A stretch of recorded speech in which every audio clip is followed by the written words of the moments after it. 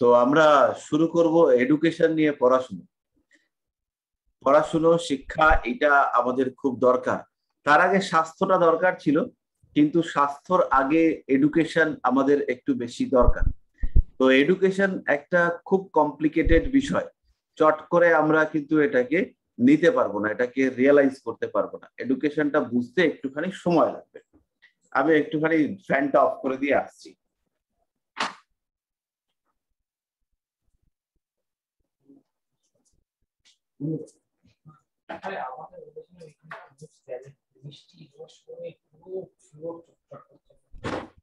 আমার গেঞ্জিটা দিয়ে যাও।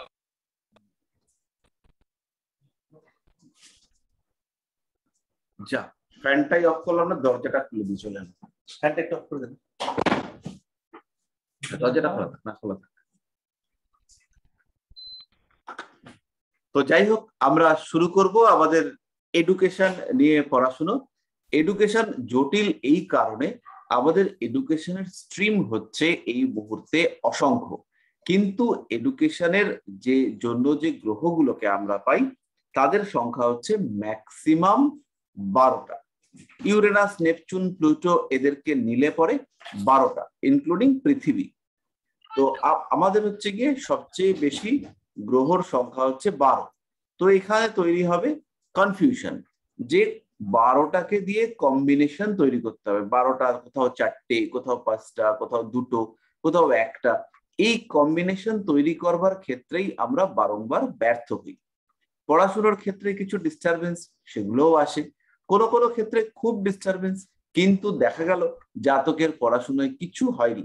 তো এই ধরনের ঘটনাগুলো দেখতে পাওয়া যায়। আমরা যখন প্র্যাকটিস করব, প্র্যাকটিসিং অ্যাস্ট্রোলজিতে এই ধরনের সমস্যা আমাদের বারংবার ফেস করতে হবে, এতে কোনো দোষ নেই। তাহলে আমরা শুরু করি আমাদের পড়াশুনো। এডুকেশনে যখনই আমরা যাব, আমি স্ক্রিনটা শেয়ার করি। তো আমাদের টপিক হচ্ছে এডুকেশন।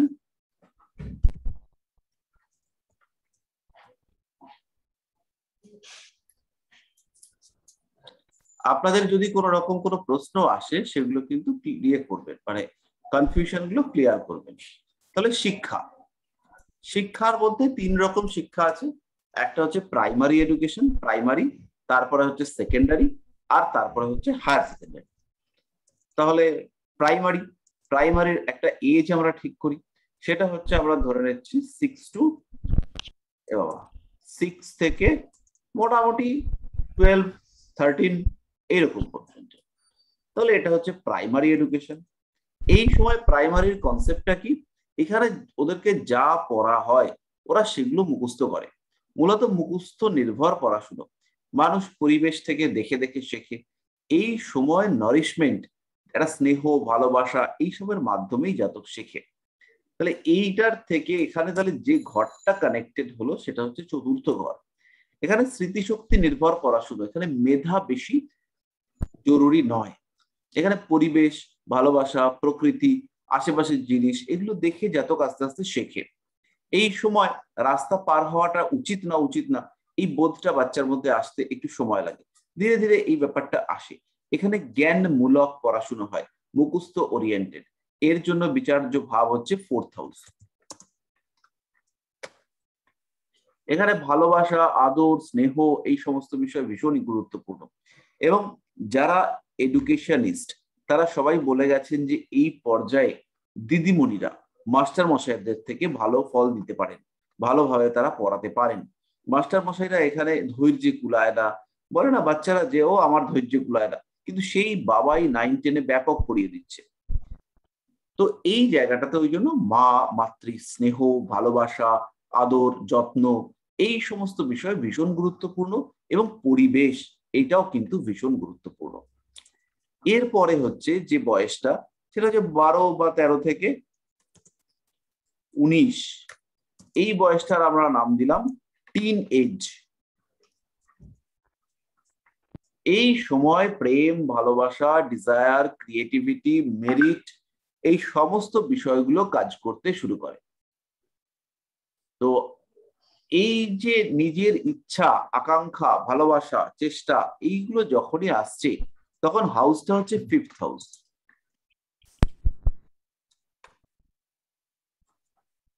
12 বছর থেকে 19 বছর পর্যন্ত যে এডুকেশন, সেই এডুকেশনটা হচ্ছে 5th হাউসের এডুকেশন, 5 নম্বর ঘর থেকে বিচার্য। তারপরে যেটা হায়ার এডুকেশন, সেটা হচ্ছে গিয়ে 19+ উচ্চ বিদ্যা। এটা হতে পারে নর্মাল এডুকেশন হলো, হতে পারে ডিস্টেন্স এডুকেশন হলো, কিভাবে হবে আমি আপনাদেরকে দেখাবো, কিন্তু হতে পারে 19+। এই এজের এডুকেশনে ফ্যামিলি বা যশ ভাগ্য, বাবার অবস্থা, এই সমস্ত বিষয়গুলো এর উপরে ডিপেন্ড করে। তাই জন্য এই হাউসটা হচ্ছে 9th হাউস। রিসার্চ লেভেল সেটাও এর মধ্যেই পড়বে, কিন্তু সেই রিসার্চটা যদি একদম মৌলিক হয়, যে সেই রিসার্চ আর কেউ করেনি, আর কেউ করতে পারাও মুশকিল, একদম গভীর অন্তর মন থেকে বার করেছে, তাহলে হচ্ছে গিয়ে গবেষণা। তাহলে যখন সে গবেষণা পর্যায়ে গেল, তখন এই বয়সটা হচ্ছে 8th হাউস। এই সময় সাবকনশিয়াস মাইন্ড তাকে ভীষণ অ্যাক্টিভ হতে হবে, আদারওয়াইজ সে কিন্তু গবেষণা করতে পারবে না। আমরা যারা জ্যোতিষ চর্চা করি, যারা তন্ত্র চর্চা করেন, যারা মেডিটেশন করেন, সাইকোলজি নিয়ে পড়াশোনা করেন, তাদের প্রত্যেকের ক্ষেত্রে এই 8th হাউসটা হচ্ছে ভীষণ ভীষণ গুরুত্বপূর্ণ। কারণ এইটা হচ্ছে আমাদের মাইন্ডের সাবকনশিয়াস পার্টকে ইন্ডিকেট করে। আমার ভেতরে কোয়ালিটি আছে, সেই কোয়ালিটি বেরিয়ে আসতে চাইছে, কিন্তু সেই কোয়ালিটি বেরোচ্ছে না, এইরকম একটা সিচুয়েশনকে ইন্ডিকেট করে 8th হাউস। এছাড়াও আমাদের মলদ্বার, মূত্রনালী, সেগুলোকে তো করেই, কিন্তু এডুকেশনের ক্ষেত্রে রিসার্চ লেভেল সেটা 8 নম্বর ঘর থেকে দেখতে হবে, একদম ইনোভেটিভ রিসার্চ। আর কিছু কিছু রিসার্চ আছে লেগে থাকলে আলটিমেটলি পাস করবে, থিসিস কিছু না কিছু হবে। তো সেই সমস্ত ক্ষেত্রে কিন্তু 9th হাউসটাই ইম্পর্টেন্ট। তাহলে এইটা হলো কতগুলো স্টেজ, এডুকেশনের স্টেজ। এই জায়গাটা আশা করি আমি আপনাদের ক্লিয়ার হয়েছে। এরপরে আমাদের যেটা দেখতে হবে সেইটা হচ্ছে এডুকেশনের প্যারামিটার, মানে কোন কোন বিষয় শিক্ষাকে প্রভাবিত করে। তার মধ্যে হচ্ছে মেরিট, মেধা। মেরিটকে ইন্ডিকেট করে 5th হাউস, লগ্ন, লগ্নপতির অবস্থা, বলবত্তা।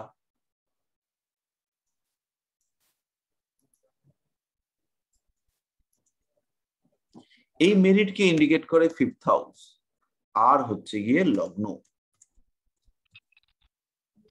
ভালো একটা যোগ হচ্ছে বুধাদিত্য যোগ।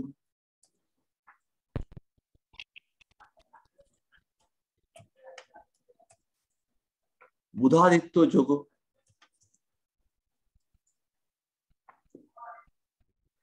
যদি পঞ্চমে রবি থাকে, পঞ্চমে বুধ থাকে, সেই ক্ষেত্রে হতে পারে।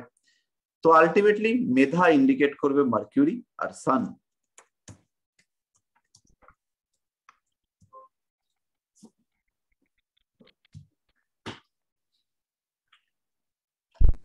এরপরে মেধা খুব আছে, খুব মেরিটোরিয়াস, কিন্তু মোটে পড়তে বসে না, স্মৃতিশক্তি খুব খারাপ। তাহলে স্মৃতিশক্তি, স্মৃতিশক্তি হচ্ছে আমাদের মাইন্ডের একটা পার্ট, যেখানে আমরা আমাদের জ্ঞানকে জমা করে রাখি। সেই যে জায়গাটা, সেই জায়গাটার ক্ষেত্রে ঘরের তুলনায় এখানে গ্রহরা বেশি অ্যাক্টিভ। একটা স্মৃতি আছে যেটা হচ্ছে হার্ড মেমোরি, যেটা মাথা থেকে যাবে না, লং টার্ম মেমোরি। আর একটা আছে যেটা হচ্ছে শর্ট টার্ম মেমোরি।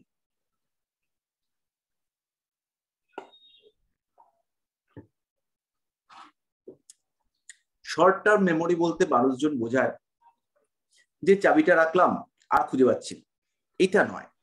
পরীক্ষার আগে কিছু কিছু মানুষ আছে দেখবেন, তাদেরকে নিয়ে বলা হয় যে ও তো স্টেজে মেরে দিয়ে আসবে। তাহলে এই যে স্টেজে মেরে দেওয়া লোক, তারা ইনস্ট্যান্টেনিয়াসলি মুখস্থ করবে, তখন তখন মাথায় থাকবে, তারপরে দৌড়ে চলে যাবে, গিয়ে পরীক্ষার হলে বলে লিখে টিকে দিয়ে আসবে, দিয়ে এসে আর মনে নেই। তাহলে এরা হচ্ছে সেই স্টেজে মারা ব্যক্তি, যারা অল্প পড়বে, পরীক্ষার মাথায় গিয়ে লিখবে, লিখে টিকে দিয়ে চলে আসবে, আর মাথায় থাকবে না। তো এই যে শর্ট টার্ম মেমোরি, এইটার অ্যাসোসিয়েটিং প্ল্যানেট সেটা হচ্ছে মুন। মানে চন্দ্র, আর তার সঙ্গে বুধ, আর লং টার্ম মেমোরি হচ্ছে জুপিটার। তাহলে মেমোরিতে দুটো গ্রহকে আমরা দিয়ে দিলাম, এই দুটো গ্রহ স্মৃতিশক্তিকে কন্ট্রোল করবে। এবার এখানে ভাব খুব বেশি ইম্পর্টেন্ট নয়, তা হলেও লগ্ন ভাব, চন্দ্রের স্থিত ভাব, এই জায়গাগুলোকে আমরা নিতে পারি। এরপরে যে গ্রহটা, যে বিষয়টা আসবে সেটা হলো মেধাও এলো, স্মৃতিশক্তিও এলো, কিন্তু এবার যেটা দরকার সেটা হচ্ছে পরিশ্রম, ধৈর্য। তাহলে হচ্ছে থার্ড, পরিশ্রম ধৈর্যের জন্য থার্ড এবং সিক্স। মূলত থার্ড ইন্ডিকেট করবে ধৈর্য, আর সিক্স ইন্ডিকেট করবে পরিশ্রম। এখানে থার্ড থেকে আরেকটা খুব খুব গুরুত্বপূর্ণ জিনিস আমরা দেখি, সেটা হচ্ছে হাতের লেখা।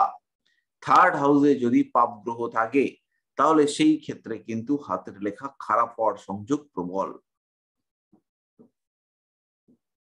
তাহলে হাতের লেখা, মোটামুটি ছোটখাটো কানেক্টিভিটি, তার সঙ্গে চেষ্টা, উদ্যম, পরিশ্রম, পড়াশোনার আগ্রহ, এই সমস্ত জিনিস কিন্তু আমরা থার্ড হাউস থেকে পাবো। আর সিক্সথ হাউস মূলত দেয় এফোর্ট, পরিশ্রম, চেষ্টা। এখানে কিন্তু ধৈর্য নেই, ছটফট করে কাজটা শেষ করতে চাইছে এত।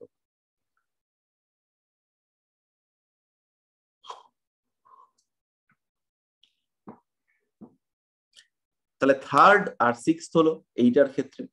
এই যে পরিশ্রম, চেষ্টা, এখানে কিছু গ্রহ আছে। পরিশ্রমের কারক গ্রহ হচ্ছে স্যাটার্ন।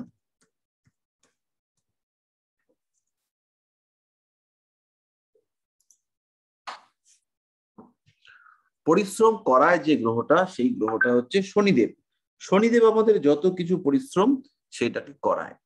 আমাদের মধ্যে আলস্য আনার গ্রহ আছে, পরিশ্রম করছে কিন্তু বেকার পরিশ্রম, সেই পরিশ্রম করে কোনো কাজ হবে না, কারক গ্রহ হচ্ছে রাহু।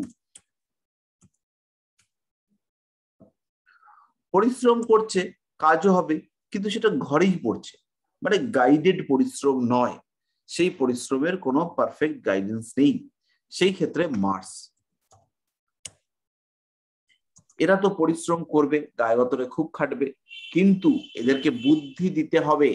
সেই বুদ্ধি কারা দেবে?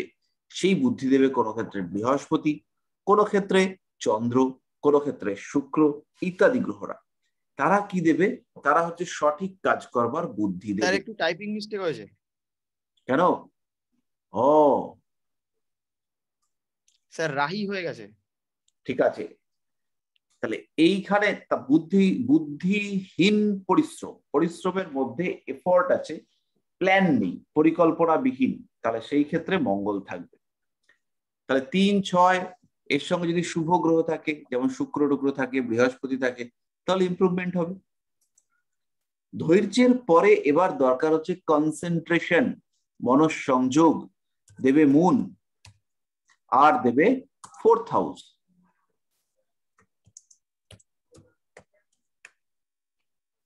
চন্দ্র এবং চতুর্থ ভাব। কিছু কিছু ক্ষেত্রে লগ্ন এটা দেবে যে মানুষটা ফিজিক্যালি কতটা চঞ্চল, আদৌ সে চঞ্চল কিনা, এই মুন এবং চতুর্থ ভাব এরা দেবে সেই কনসেন্ট্রেশন। সবকিছু থাকলো, পরিশ্রমী ভালো বাচ্চা, কিন্তু গিয়ে আলটিমেটলি বাবা মা চেয়েছিল জয়েন্ট এন্ট্রান্স দেবে, কিন্তু দেখা গেল কিচ্ছু হলো না। তাহলে আলটিমেটলি কি করতে হবে? আলটিমেটলি একটা জায়গাতে আসতে হবে যেটা হচ্ছে সাকসেস রেট। সাকসেস রেটটা কেমন, সফল হবে কি হবে না, কানেকশন আছে, কম্বিনেশন আছে, যোগ আছে, সবই আছে, কিন্তু ভাগ্যের সাপোর্ট পাওয়া যাচ্ছে না। তাহলে এই সিচুয়েশনে ভাগ্যের সাপোর্ট এটা কোন ঘর থেকে দেখবো? অবশ্যই সাকসেসের ঘর হচ্ছে 11 নম্বর ঘর। তাহলে এই জায়গাগুলো আমরা মূলত দেখব। এছাড়াও রয়েছে, যেমন দ্বিতীয় ভাব রয়েছে, পড়াশোনার ক্ষেত্রে পরিবারের প্রভাব যদি বিচার করা হয়, তো প্রচুর কম্বিনেশন, কানেকশন, প্রভাবক ইত্যাদি পাবো। তো আমরা আপাতত এই কটা নিয়ে শুরু করি। এরপরে রয়েছে পরীক্ষার সময় ঠিকঠাক থাকছে কিনা, বাবা মা ইনফ্লুয়েন্স করছে কিনা, পড়তে পারে কিনা, শরীর তাকে পড়ার ক্ষেত্রে সাপোর্ট দেয় কিনা, এরকম বহু বিষয় ডিপেন্ড করবে যে জাতক বা জাতিকার কেমন পড়াশুনো হবে। তাহলে মোটামুটি ভাব আর রাশিগুলো সম্পর্কে সামান্য জ্ঞান লাভ আমাদের হলো। তো এই জায়গা পর্যন্ত বুঝতে কোন রকম অসুবিধা হলে একটুখানি জানান। স্যার কনসেন্ট্রেশনের কারক গ্রহ মুন, চন্দ্র। কনসেন্ট্রেশনের কারক গ্রহ মুন, আর মেন্টাল কনসেন্ট্রেশন লস করা তারও কারক গ্রহ কিন্তু মুন। আচ্ছা স্যার হুম, স্যার ছোট থেকে যে 6 বছর বয়স, ওটা কি স্যার সেকেন্ড হাউস ইন্ডিকেট করে এডুকেশনের জন্য? হ্যাঁ, ওইটা আমি গ্যাপ রেখে দিয়েছি, দেখুন ওটাতে আমি আসিনি। ওই এডুকেশনটা যেটা একদম শৈশবের এডুকেশন, রং চিনছে বাচ্চা, বাচ্চা বাবাকে চিনতে পারলো, এই সময় কিন্তু কোনো প্রাপ্তবয়স্ক শিক্ষা বা বড়দের শিক্ষা সেসব কিছু হয়নি। শুধু রং চিনছে, হাত পা নাড়তে শিখছে, বিভিন্ন ইন্দ্রিয়র পুরোপুরি ব্যবহার শিখছে। তাহলে এই সময়ের শিক্ষার যে মূল স্তম্ভ, সেই স্তম্ভটা হচ্ছে আমাদের পঞ্চ ইন্দ্রিয়। তাহলে পঞ্চ ইন্দ্রিয় কোথায় আছে? আমাদের মুখমণ্ডলে। তাহলে পঞ্চ ইন্দ্রিয় থেকে লব্ধ শিক্ষা বা পঞ্চ ইন্দ্রিয় যদি সুস্থ থাকে তাহলে প্রাপ্ত শিক্ষা, সেই শিক্ষাটা হচ্ছে ওই 5টা ইন্দ্রিয়ের শিক্ষা। 5টা ইন্দ্রিয় কোথায় রয়েছে? 5টা ইন্দ্রিয় রয়েছে চোখ, নাক, কান, মুখ, সব রয়েছে মুখমণ্ডলে। তাহলে ঘরটা হচ্ছে 2 নম্বর ঘর। তাহলে ওই এডুকেশন সেটা হচ্ছে গিয়ে আমরা 2 নম্বর ঘর থেকেই শিখবো। আরো একটা লজিক আছে এর পেছনে, সেইটা হচ্ছে 2 নম্বর ঘর হচ্ছে আমার আত্মীয়দের ঘর। তাহলে এই পর্যায়ের যে শিক্ষা সেটা আমরা পাই মূলত আমাদের আত্মীয়দের কাছ থেকে। এবার সেই কারণে 2 নম্বর ঘর থেকে ওই শিক্ষাটা বিচার করা হবে।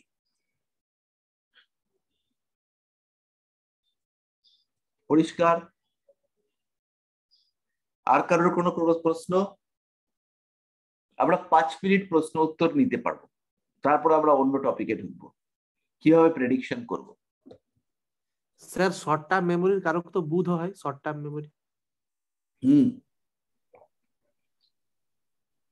দেখুন, ধরে রাখা, অ্যাবজর্ব করা আর সেটাকে বার করে দেওয়া, এই ক্ষেত্রে বুধ, চন্দ্র, বৃহস্পতি এরা কাজ করবে। ধরুন আপনি একটা অঙ্ক করলেন, না বুঝে মুখস্থ করে নিলেন, তাহলে আপনার ওই শর্ট টার্ম মেমোরির কারক গ্রহ হচ্ছে চন্দ্র। সেই অঙ্কটাই আপনি করলেন, প্রত্যেকটা লাইন মুখস্থ করলেন, সেই মেমোরির কারক গ্রহ হয়ে গেল বুধ। কারণ একটাই হচ্ছে গিয়ে বুদ্ধি অ্যাক্টিভ, আর একটা জায়গায় বুদ্ধি ততটা অ্যাক্টিভ নয়। তাহলে যেখানে বুদ্ধি অ্যাক্টিভ হচ্ছে সেখানে নার্ভের কারক গ্রহ বুধ, সে কিন্তু ফল দেবে। আর যেখানে বুধ অ্যাক্টিভ নয় সেখানে বোঝার ব্যাপারটা অতটা ইম্পর্টেন্ট নয়, দেখলাম আর মুখস্থ করলাম, তাহলে সেই ক্ষেত্রে কিন্তু চন্দ্র ওখানে অনেক বড় ভূমিকা পালন করবে। রোড লার্নিং যাকে বলে স্যার ইংরেজিতে। হ্যাঁ, এইবার ধরুন আপনি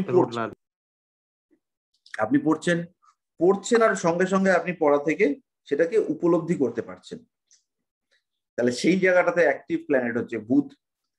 পড়ছেন, পড়ে আপনি একবার মোটামুটি শুনে নিলেন, পরে আবার দেখবেন, পড়বেন, বুঝবেন, যদি মুখস্থ হয় মুখস্থ করবেন। এর কারক গ্রহ হচ্ছে চন্দ্র এবং বৃহস্পতি।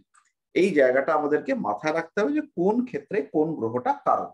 বৃহস্পতি হচ্ছে লং টার্ম মেমোরির কারক গ্রহ, দীর্ঘদিন লম্বা চওড়া স্মৃতিশক্তি, তার কারক গ্রহ হচ্ছে বৃহস্পতি।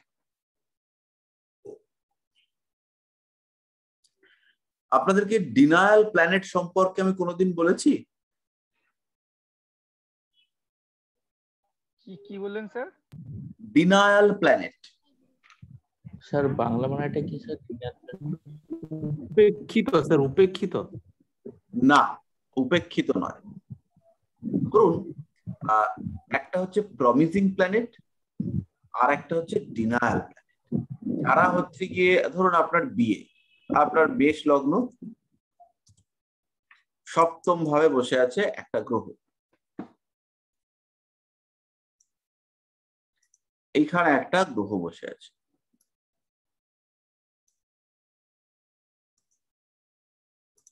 ব্যাস। তাহলে এইবার আপনার বিয়ে হবে কি হবে না, এই বিয়ে হবে কি হবে না এই বিষয়টা ডিপেন্ড করবে কার উপরে? এই মূল যে গ্রহটা বসে আছে তার উপরে এবং ডিনায়াল প্ল্যানেটের উপরে।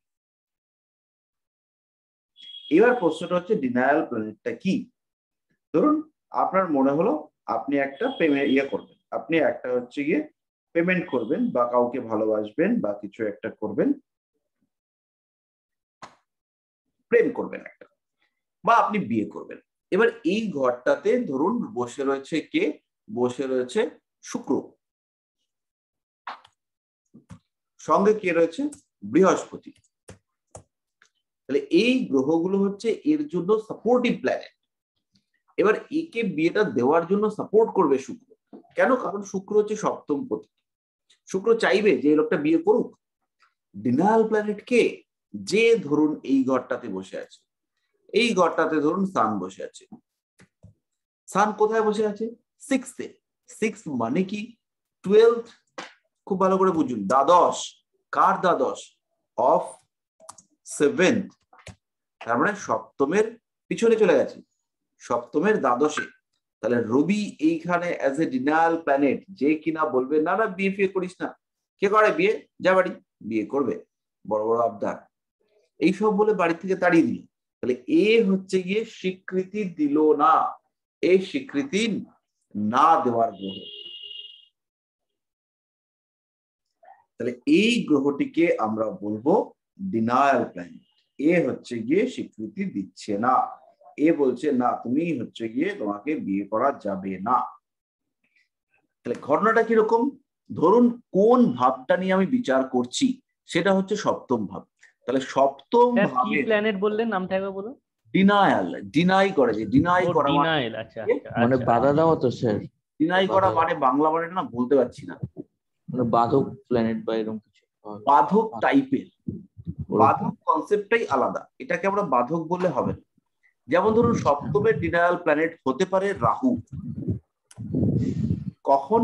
যদি রাহু দ্বাদশে, সপ্তমের দ্বাদশে মানে এই ঘরটাতে গিয়ে বসে, কিংবা এই রাহু যদি সপ্তমের ষষ্ঠে গিয়ে বসে, আর যদি এই রাহু সপ্তমের অষ্টমে গিয়ে বসে, তাহলে এই রাহু কিন্তু ডিনায়াল প্ল্যানেট হতে পারে। দেখা গেল এখানে রাহু নেই, এখানে রয়েছে মার্কিউরি, বুধ, বা এখানে রয়েছে কেতু। কেতু রয়েছে 15 নম্বর নক্ষত্রে, আর রাহু সে হচ্ছে গিয়ে এই ঘরে বসে আছে। বুঝতে পারলেন? তাহলে এইবার রাহু ইন্ডিকেট করছে কাকে? ষষ্ঠ ভাবকে, যে হচ্ছে সপ্তমের দ্বাদশ। তাহলে সপ্তমের দ্বাদশ এই রাহু হচ্ছে এখানে ডিনাই করতে চাইছে, এবং সপ্তম ভাবে বসে আছে কে? না এ বাবা, কেতুকে তো আমরা ভুল করে ফেললাম। হ্যাঁ এটা তো হবে না স্যার সেটাই। এটা তো আমাদের গড়বড় হয়েছে। আমরা করলাম কেতু, এখানে কেতুকেই রাখবো আর 14 নম্বরে রাখবো, তাহলে এখানে হতে পারবে এটা। এবার এখানে আমরা মার্সকে রাখবো। তাহলে কেতু 14 নম্বর নক্ষত্রে রয়েছে। কেতু এমনিতেই বিয়ে শাদী করতে চায় না, কারণ শরীর নেই, শরীর আছে মাথা নেই, বিয়ে করে কি হবে, বউকেই দেখতে পাবে না। তাহলে কেতু হচ্ছে গিয়ে এই ঘরটাতে বসে রয়েছে। এ রয়েছে কার নক্ষত্রে? 14 নম্বর নক্ষত্রে, যার অধিপতি দ্বাদশে। তাহলে এইখানে মঙ্গলকে আমরা বলবো না, ধরবো অ্যাজ এ ডিনায়াল প্ল্যানেট। এবার এইরকম ডিনায়াল প্ল্যানেট অনেক কিছু থাকতে পারে।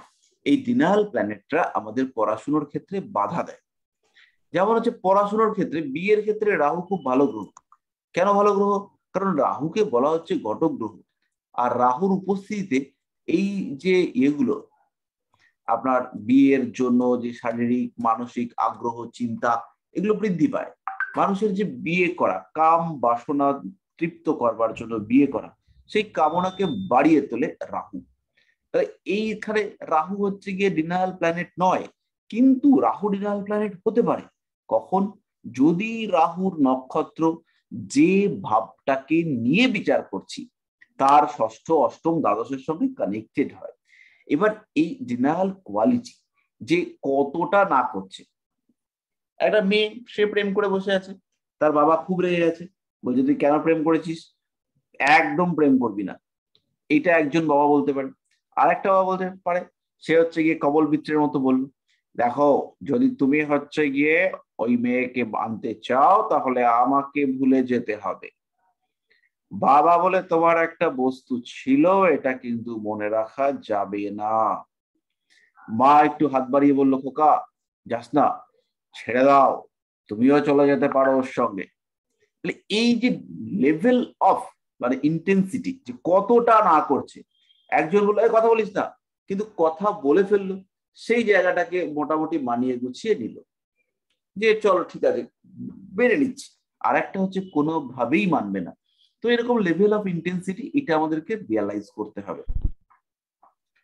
তেমনি ডিনায়াল হাউস আছে। ধরুন পঞ্চমপতি, পঞ্চম থেকে আমরা কি বিচার করব? পঞ্চম থেকে হচ্ছে গিয়ে 12 থেকে 19 বছরের এডুকেশন। চতুর্থে বসে আছে রাহু,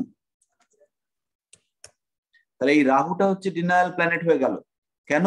কারণ এডুকেশনের দ্বাদশে বসে আছে। এই রাহু এখানে না, এখানে বসে আছে। এই ক্ষেত্রেও অ্যাজ এ ডিনায়াল প্ল্যানেট কাজ করবে। এই রাহু কি করবে?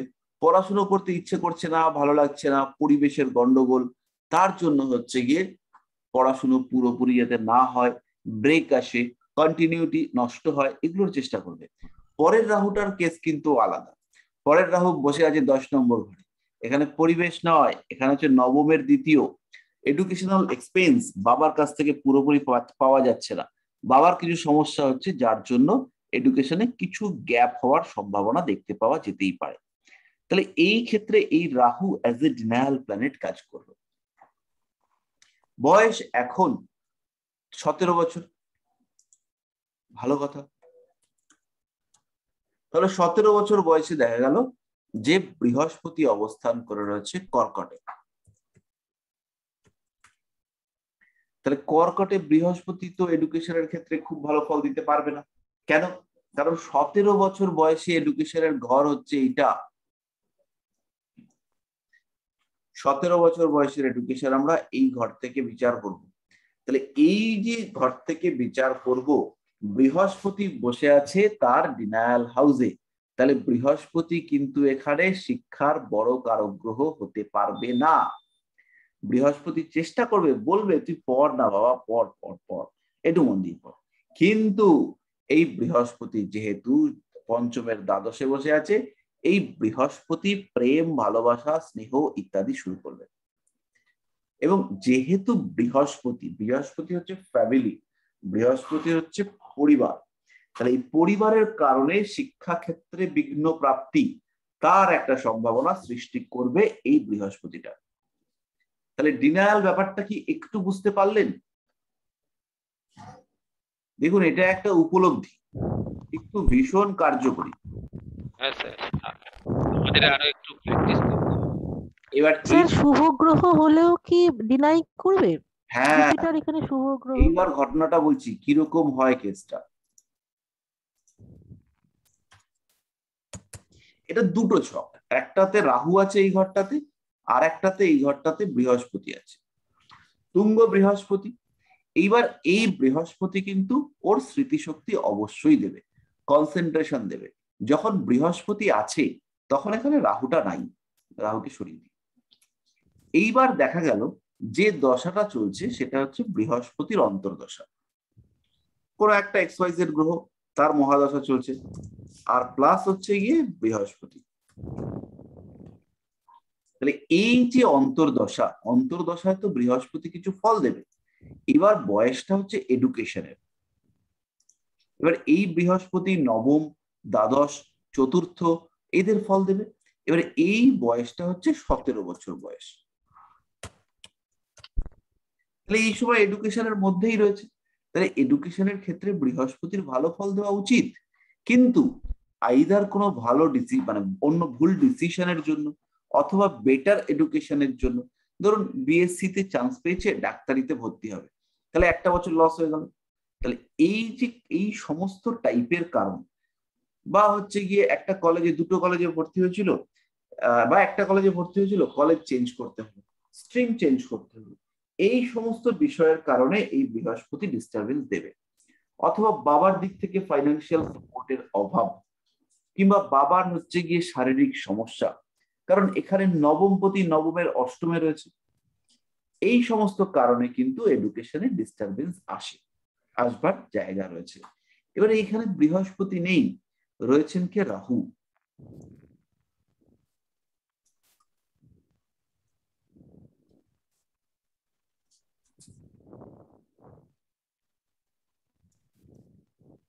রয়েছে এখানে রাহু। তাহলে এই যে রাহু বসে রয়েছে, এ কিন্তু বৃহস্পতির মতন মানে পালিশ লাগানোর বিহেভিয়ার এর নয়। এ একদম বার পড়াশোনা করতে পারছে না, জলরাশিতে রাহু, বিপথে গেছে, অকাজ কুকাজ করছে, বন্ধু বান্ধব বান্ধবী অনেক বানিয়ে ফেলেছে, এবং আলটিমেটলি এতে করে গন্ডগোল, অশান্তি ইত্যাদি থাকছে, পড়াশোনা হচ্ছে না, পরিবেশ একদম বরবাদ, খুব বাজে জায়গায় থাকে, সকালবেলা ঘুম থেকে উঠলেই মাইক চালু হয়ে যায়, ফলে পড়াশোনাটা হচ্ছে না, মানে স্ট্রেট ফরওয়ার্ড পড়াশোনাতে সমস্যা। তাহলে এইবার পঞ্চম ভাবে রাহুও থাকতে পারে, পঞ্চম ভাবে বৃহস্পতিও থাকতে পারে। তাহলে কার ডিনায়াল এবিলিটি বেশি? অবশ্যই রাহুর ডিনায়াল এবিলিটি বেশি। রাহু সবসময় বৃহস্পতির থেকে অনেক বেশি নেগেটিভ ইম্প্যাক্ট ক্রিয়েট করতে পারবে। তো এই যে ডিনায়াল প্ল্যানেট, এরা প্রত্যেকটা বিচারের ক্ষেত্রে খুব গুরুত্বপূর্ণ। দেখলেন নবমে বসে আছে বৃহস্পতি, পড়াশোনা কিছু হয়নি, নবমপতি তুঙ্গ হয়ে আছে, কিন্তু অষ্টমে কেতু বসে আছে, পড়াশোনা টানা কন্টিনিউ করতে পারবে, পড়াশোনা বাদ চলে গেছে। নবমপতি খুব স্ট্রং, রাজযোগ বানিয়ে বসে আছে, কিন্তু সেই হচ্ছে গিয়ে অষ্টমে কেতু, এডুকেশনে গ্যাপ পড়ে গেছে। এটা অন্য কারোর কথা বলছি না, এটা আমার নিজের কথা বলছি। গ্রাজুয়েশনের পরে এডুকেশন স্টপ হয়ে গেছে, নবমপতি ভীষণ স্ট্রং, কিন্তু অষ্টমে কেতু। তো এই যে ঘটনা, তো এই ঘটনা হচ্ছে কি ডিনায়াল প্ল্যানেট, আপনাদেরকে গুরুত্ব দিতে হবে, প্রত্যেকটা বিচারের ক্ষেত্রে গুরুত্ব দিতে হবে। কারণ লাইফ ইভেন্টে যেমন পজিটিভ সিগনিফায়ার থাকবে, পজিটিভ রিইনফোর্সমেন্ট থাকবে, তেমনই কিন্তু নেগেটিভ রিইনফোর্সমেন্টও থাকবে। কেউ আপনাকে যদি বলে যে ওরে পাগল ভালো করে পড়, আমি তো আছি, আর কেউ বলবে দাঁড়া রে পাগল, পড়বি, তোকে দেখাচ্ছি। এই দুটো বিষয় থাকতে হবে। কারণ যদি আপনি যাই চিন্তা ভাবনা করুন না কেন, আপনার কুণ্ডলিতে গ্রহগুলো থাকবে। আমি স্ক্রিনটাকে একটু চেঞ্জ করে অন্য একটা স্ক্রিন নিয়ে আসছি, তাহলে পরে ব্যাপারটা বুঝতে পারবেন।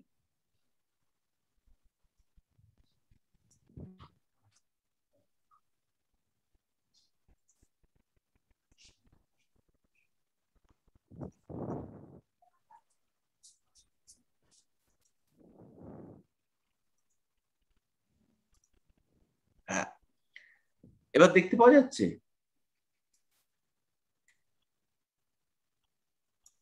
হ্যাঁ স্যার, দেখতে পাওয়া যাচ্ছে। তাহলে এই ক্ষেত্রে একটু একটা ছোট্ট উদাহরণ দিয়ে বোঝাই। এই ক্ষেত্রে চতুর্থ ভাব, তাহলে চতুর্থ ভাবে রয়েছে চন্দ্র। চন্দ্র কার নক্ষত্রে? বৃহস্পতির নক্ষত্রে। বৃহস্পতির নবমপতি, মোটামুটি চন্দ্রের নক্ষত্রে বসে আছে, চন্দ্র বৃহস্পতির নক্ষত্রে। তাহলে এই চন্দ্রটাকে সবকিছু দেখে টেকে বলবান বলি। চন্দ্রটাকে বলবান বললে কারোর আপত্তি নেই তো? চন্দ্রের ডিগ্রিটা কম, কিন্তু নিজের রাশিতে বৃহস্পতির সঙ্গে নাক্ষত্রিক বিনিময় হয়েছে, চন্দ্র বৃহস্পতির নক্ষত্রে, বৃহস্পতি চন্দ্রের নক্ষত্রে। স্যার এরই তো আছে। হ্যাঁ, হ্যালো, একটু পীড়িত চন্দ্র, চন্দ্র পীড়িত, চন্দ্রের উপর রাহুর হ্যাঁ স্যার, দৃষ্টি, একটু চন্দ্রের উপর চন্দ্রের সঙ্গে শনি কানেক্টেড আছে। চন্দ্র পীড়িত, কিন্তু চন্দ্র সক্ষেত্রী, চন্দ্রের সঙ্গে বৃহস্পতির সম্পর্ক হয়েছে, হ্যাঁ হ্যাঁ, নবাংশে চন্দ্র বর্গবল পেয়েছে, বর্গবল মানে একই ঘরে রয়েছে, একই ঘরে, নবাংশে চন্দ্র যে ঘরে, আর আসল ছকে চন্দ্র যে ঘরে, সেই ঘরে রয়েছে। তাহলে এই চন্দ্রটাকে আমরা মোটামুটি পীড়িত হলেও বলবান বলতে পারি, পারি তো? হ্যাঁ স্যার, চন্দ্রকে বলবান বলতে পারি, যতটুকু পীড়া হয়েছে। এইখানে বৃহস্পতি হচ্ছে কি নবমপতি, সে শনির সঙ্গে ক্লোজ ডিগ্রিতে আছে। আচ্ছা, এখানে একটুখানি ভুল হয়েছে, এটা 3 নম্বর নক্ষত্র হবে। শনির নক্ষত্রটা হচ্ছে 3 নম্বর নক্ষত্র।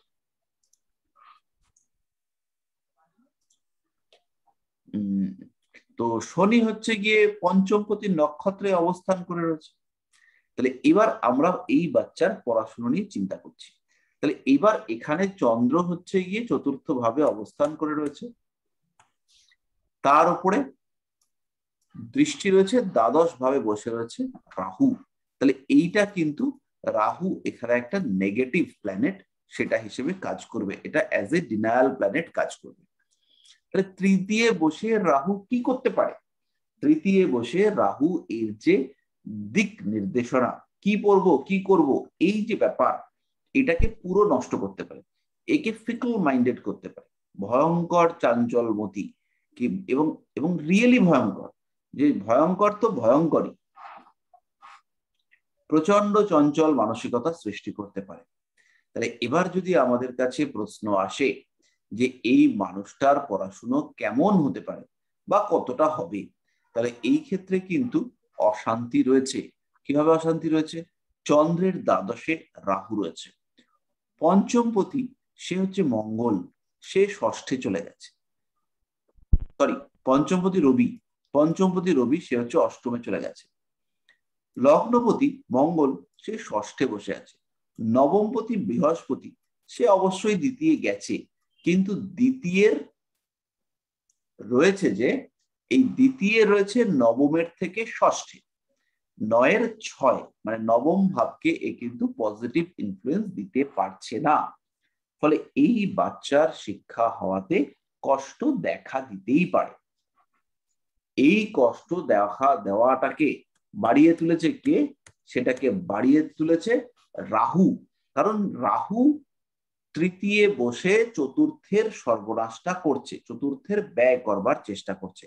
তাহলে চতুর্থের যে স্থিরতা, চতুর্থের যে সুখ, চতুর্থের যে কনসেন্ট্রেশন, একাকিত্ব বা সরি একাগ্র মানসিকতা, সেইটাকে পুরো নষ্ট করে দিচ্ছে কে? এই রাহু। কারণ রাহু তৃতীয় বসে আছে, তৃতীয় বসে ওর ক্ষমতার নিবারক হিসেবে কাজ করছে, ওর ক্ষমতা কমিয়ে দিচ্ছে। তাহলে এই ব্যাপারটাই হলো ডিনায়াল প্ল্যানেটের কনসেপ্ট। মোটামুটি বুঝতে পারলেন ডিনায়াল প্ল্যানেটের বিষয়টা?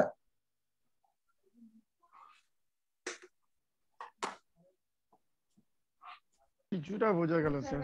হ্যাঁ, এটা নিয়ে আরো আরেকটুখানি বুঝাই। ধরুন আমরা জানি পঞ্চম হচ্ছে প্রেম, তাহলে পঞ্চমের দ্বাদশে কে বসে আছে? চন্দ্র। তাহলে যদিও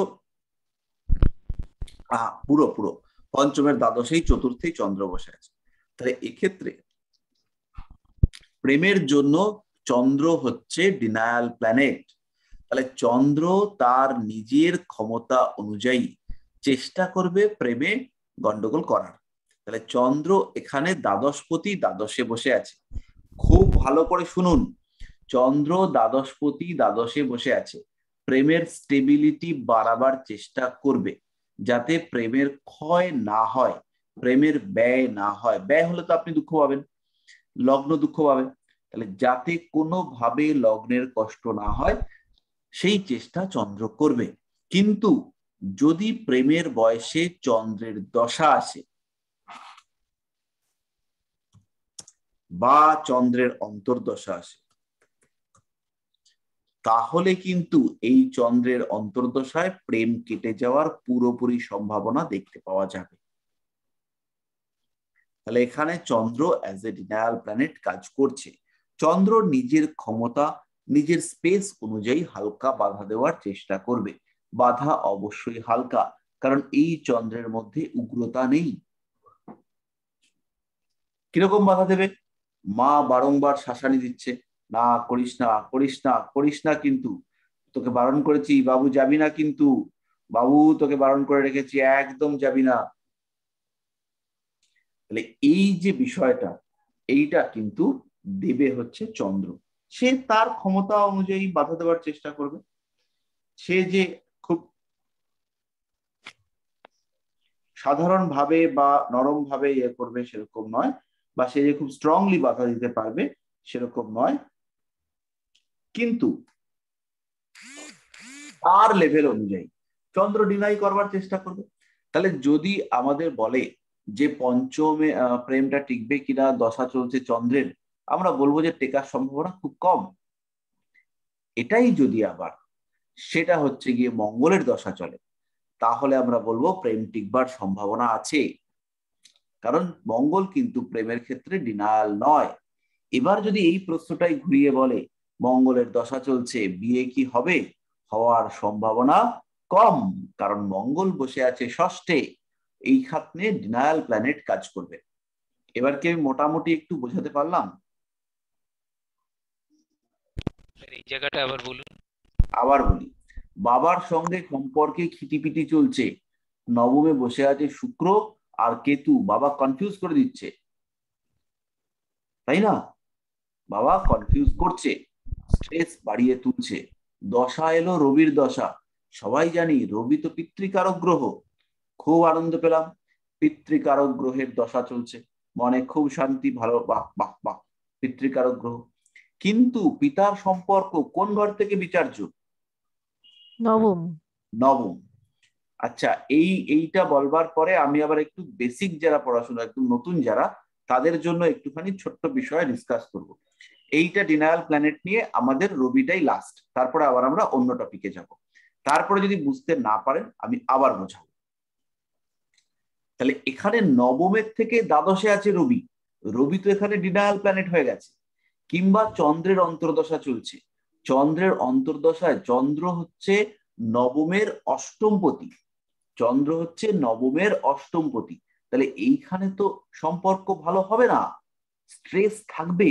তাই চন্দ্র রবি এরা হচ্ছে বেসিক্যালি ডিনায়াল প্ল্যানেট, এরা সাপোর্ট দিতে পারবে না, এরা বাধাকারক গ্রহ, বাধাকারক গ্রহ, বাধক নয়। বাধক হচ্ছে আলাদা, বাধকটাও আমি বলে দেবো। এরা হচ্ছে বাধা কারক, বাধা সৃষ্টিকারক গ্রহ। এবার মোটামুটি বোঝা গেল? স্যার, হ্যাঁ স্যার। হ্যাঁ, কোনো ভাবপতি যদি তার দ্বাদশে বসে সেক্ষেত্রে কি হবে? কোনো ভাবপতি যদি তার দ্বাদশে বসে, তাহলে সে সেই ভাবের ক্ষয় নষ্ট বন্ধ করবার চেষ্টা করবে, যাতে সেই ভাবের ক্ষতি না হয়, সেই ভাবপতি সেই চেষ্টা মারাত্মকভাবে করবে। কিন্তু কোন ভাবপতি যেই মাত্র সেই ভাবের দ্বাদশে বসবে, তখন তো সে নিজেই ফল দিতে পারবে না, সেই ভাবটাকে তো নিজেই দুর্বল করে বসে থাকবে, সেই ভাবের যে স্ট্রেংথ সেটাকে তো সে নষ্ট করেই বসে থাকবে।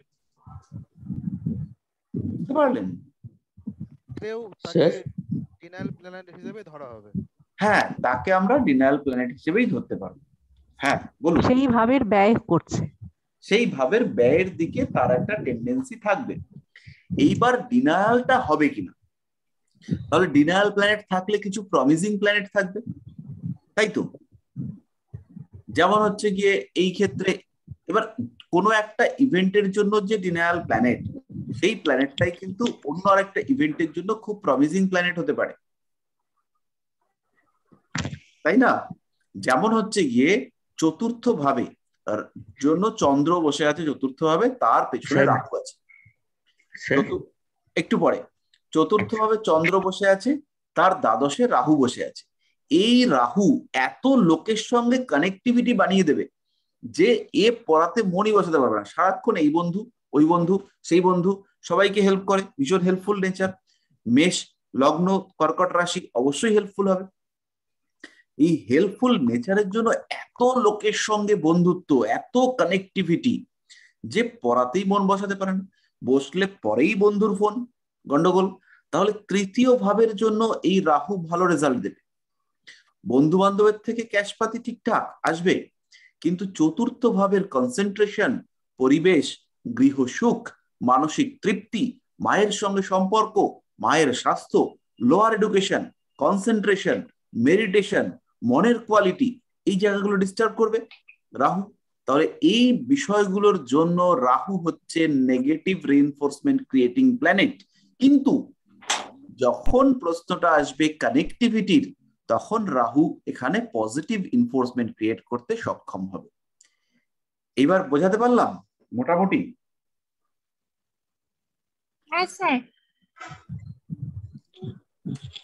স্যার প্রেমের জন্য বলছেন ডিনার প্ল্যান হচ্ছে চন্দ্র, যদি চন্দ্রের জায়গায় যদি বৃহস্পতি বসে থাকতো তখন কি রেজাল্ট দিচ্ছে? এরকম করলে কম্বিনেশন খুঁজলে আমরা হাজার হাজার কম্বিনেশন বার করতে পারবো। না না, কেন চন্দ্র ওখানে তুঙ্গস্থ হচ্ছে? তখন তো চন্দ্র ডিনায়াল হচ্ছে না, তখন তো চন্দ্র পঞ্চমের দ্বাদশে থাকছে না।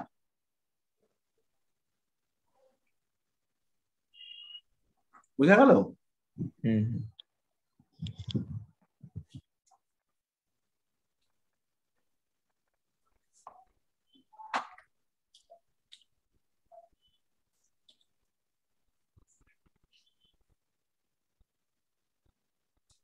আচ্ছা, এবার আমরা একটুখানি 5 মিনিট নয় 5-7 মিনিটের জন্য একটু পুরনো জিনিস আলোচনা করব, মূলত যারা নতুন রয়েছেন তাদের জন্য। হ্যাঁ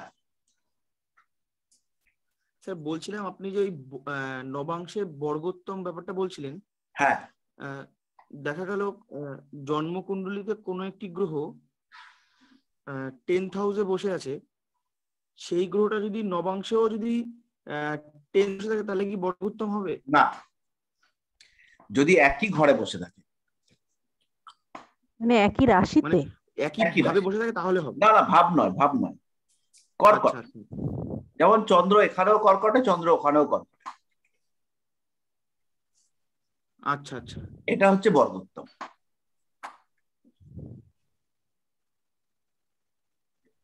আচ্ছা, এবার আমরা এখানে আবার ফিরে এসেছি। আমাদের মধ্যে অনেকে আমরা আছি যারা একটু নতুন, তো তাদের ক্ষেত্রে আমি বলে দিই একটু, মানে একটু অল্প একটু পুরনো জিনিস বলে দেবো, দিয়ে আবার আমরা যাব। আমাদের জ্যোতিষ শাস্ত্রে 12টা রাশি আছে। যারা নতুন রয়েছেন তাদের জন্য আমি নভেম্বরে ক্লাস দেব এক্সট্রা। এই নভেম্বরে যদি আপনাদের পুরনো কারোর কোনো কনফিউশন থাকে তাহলেও আপনারা জয়েন করতে পারেন। তো এটাতে হচ্ছে কি পুরনো একদম বেসিক জিনিস 2 বা 3টে ক্লাসে আমরা করব। তাহলে লগ্ন থেকে আমাদের মূল ধরা হয় এই রাশি, 12টা রাশি, 12টা ঘর, এখানে 12টা ভাব রয়েছে। 12টা ভাব আমাদের জীবনের বিভিন্ন লাইফ ইভেন্টকে কানেক্ট করে, বিভিন্ন লাইফ ইভেন্ট। লগ্ন হচ্ছে আমি, 2 নম্বর ঘরটা হচ্ছে টাকা পয়সা, 3 নম্বর ঘরটা হচ্ছে যোগাযোগ, 4 নম্বর ঘরটা হচ্ছে পরিবেশ, ঘর বাড়ি, 5 নম্বর ঘরটা হচ্ছে প্রেম, বিবাহ, ভালোবাসা, প্রেম, ভালোবাসা, সন্তান, বিবাহ না, education, creativity, desire, mental connectivity, এই সমস্ত। 6ষ্ঠ ভাবটা হচ্ছে রিপু, শত্রু, পরিশ্রম, এফর্ট, কষ্ট, রোগ, এই সমস্ত। 7ম ভাব সেটা বিবাহ, সেটা হচ্ছে গিয়ে house of interchange, house of exchange, যেখানে আমরা বিনিময় করতে পারবো, যা আমাদের বাহ্যিক বিষয় সকল, যাদের সঙ্গে আমাদের আত্মা অনাত্মার মধ্যে মত বিনিময় হয় বা বিষয়বস্তুর বিনিময় হয়, সেটা হচ্ছে 7 নম্বর ঘর। 8 নম্বর ঘর হচ্ছে আমাদের মৃত্যু, মোক্ষ, আমাদের সাবকনশিয়াস মাইন্ড। 9 নম্বর ভাব হচ্ছে আমাদের বাবা, আমাদের ভাগ্য, আমাদের উচ্চশিক্ষা। 10 নম্বর ঘর আমাদের কর্ম, আমাদের পেশা। 11 নম্বর ঘর হচ্ছে আমাদের সাকসেস, আর 12 নম্বর ঘর হচ্ছে আমাদের ব্যয়। 12 নম্বর ঘর হচ্ছে আমাদের আনকনশিয়াস মাইন্ড। এই যে বিভিন্ন ঘটনা, আমি কয়েকটা ঘটনা বললাম, কয়েকটা বিষয় বললাম, এরকম হাজার হাজার বিষয় হতে পারে। আপনার প্রেম, আপনার ছেলের প্রেম, আপনার বন্ধুর প্রেম, অনেক কিছুই হতে পারে। তো এই যে বিষয়, বিভিন্ন বিষয়, এগুলো সব এই 12টা ঘরের থেকেই বিচার করা হয়। লগ্ন থেকেই আমরা ঘরগুলোকে গুনি, লগ্নকে 1 ধরে পরপর আমরা গুনতে থাকবো। আমাদের সামনাসামনি বাদিকে আমরা গুনবো, লগ্নকে 1 ধরে পরপর গুনবো। তাহলে এইভাবেই আমরা বিচারগুলো করি এবং আমরা পরবর্তীকালে ব্যাপারগুলো বুঝতে পারবো। 12টা রাশি রয়েছে, রাশি এবং নক্ষত্র। আমাদের জন্ম কুণ্ডলিতে 4 রকম জিনিস আছে যাদের উপরে বেস করে আমরা প্রেডিকশন করি। এই 4 রকম জিনিসের মধ্যে 2টো জিনিস চলে ফিরে বেড়ায়, আর 2টো জিনিস এক জায়গায় দাঁড়িয়ে থাকে। যারা চলে ফিরে বেড়ায়, আপনারা জানেন গ্রহরা চলে ফিরে বেড়ায়, আর রাশিরা এক জায়গায় দাঁড়িয়ে থাকে। 12টা রাশি এরা স্থির, এদের নড়নচড়ন নেই। কিন্তু 12টা রাশির মধ্যে যে গ্রহগুলো চলে ফিরে বেড়াচ্ছে তাদের কিন্তু নড়াচড়া আছে। তারা মুহূর্তে মুহূর্তে তাদের অবস্থান পাল্টে ফেলে। তাহলে আমরা যে ফল পাবো, আমাদের এই ফল প্রাপ্তিটা কিভাবে ঘটবে? আমাদেরকে ধরে নিতে হবে আমাদের এই 12টা রাশিতে আমাদের সব কিছু রয়েছে। আর এই গ্রহরা হচ্ছে বিভিন্ন টাইপের চাষি। কেউ অলস চাষি, কেউ পরিশ্রমী চাষি, কেউ ছেঁচড়া চাষি, কেউ জ্ঞানপাপী চাষি, কেউ হচ্ছে গিয়ে লোভী চাষি, এরকম সব রয়েছে। এবার ধরুন একটা লোক খুব লোভী, কিন্তু যে জমিতে তাকে চাষের জায়গা দেওয়া হয়েছে সেই জমিতে চাষই হয়, সেটা পুরো ড্রাই, সেটা একদম শুকনো খটখটে একটা জমি। তাহলে যতই লোভী হোক, খেটে মরা ছাড়া কিছু করার নেই, তাই না? চাষি তো হবে না, চাষ তো করবে, তারপরে মালপত্র সরিয়ে রাখবে। তো চাষি যদি না হয় তাহলে সে সরাবে কি আর রাখবে কোথায়? তাহলে এই যে কনসেপ্ট, এইটা হচ্ছে গিয়ে পাপ গ্রহরা অশুভ স্থানে থাকাটা ভালো। শুভ গ্রহ কারা? যারা রাশিচক্র থেকে ভালো ভালো ফল তুলে আপনাকে দেবে। অশুভ গ্রহ কারা? যারা রাশিচক্র থেকে ভালো ফল তুলে তো আপনাকে দিতে পারবেই না, উল্টে ক্ষতি করবার চেষ্টা করবে, তাই না? বোঝা গেল? তাহলে এই যে 12টা ঘর, 12টা রাশি, এই 12টা রাশি এক জায়গায় দাঁড়িয়ে থাকে আর গ্রহগুলো ঘুরে ফিরে বেড়ায়। এইবার হচ্ছে গিয়ে কখন মানুষটার জন্ম হলো আর কোথায় জন্ম হলো, পৃথিবীর সাপেক্ষে কোথায়, কলকাতায় না নিউ ইয়র্কে, না হচ্ছে গিয়ে বাংলাদেশে, না কিংবা শ্রীলঙ্কায়, তো সেইটা ডিপেন্ড করে ঠিক হবে তার লগ্ন। এবং এই লগ্ন সাপেক্ষে তৈরি হবে 12টা ভাব, যে ভাবগুলো থেকে বিভিন্ন জীবন লাইফ ইভেন্ট, জীবন সংক্রান্ত ঘটনাবলী বিচার করা হবে। বিভিন্ন লাইফ ইভেন্ট আমরা ওখান থেকে জাজ করব।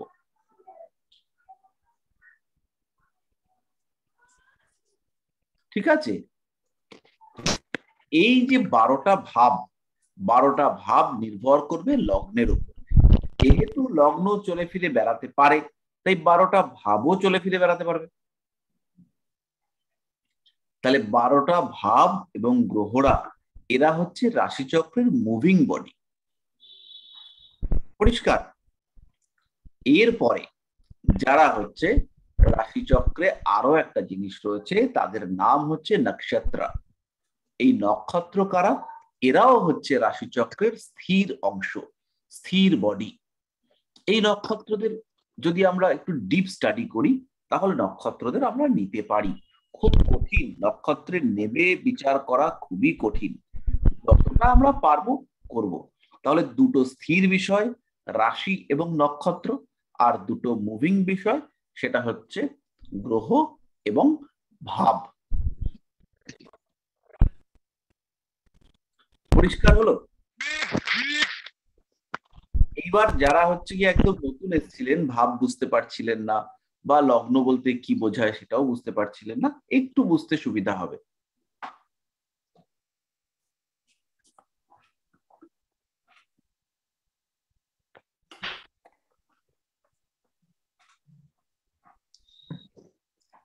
তাহলে মোটামুটি এইটা বোঝা গেল। এবার আমরা একটুখানি আবার এডুকেশনে চলে আসি।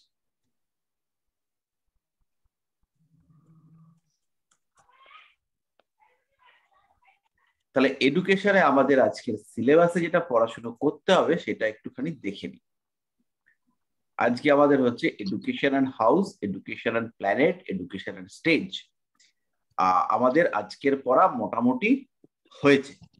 এবার আমি জায়গাগুলোকে একটুখানি বোঝাই যে কিভাবে এডুকেশনটা হবে।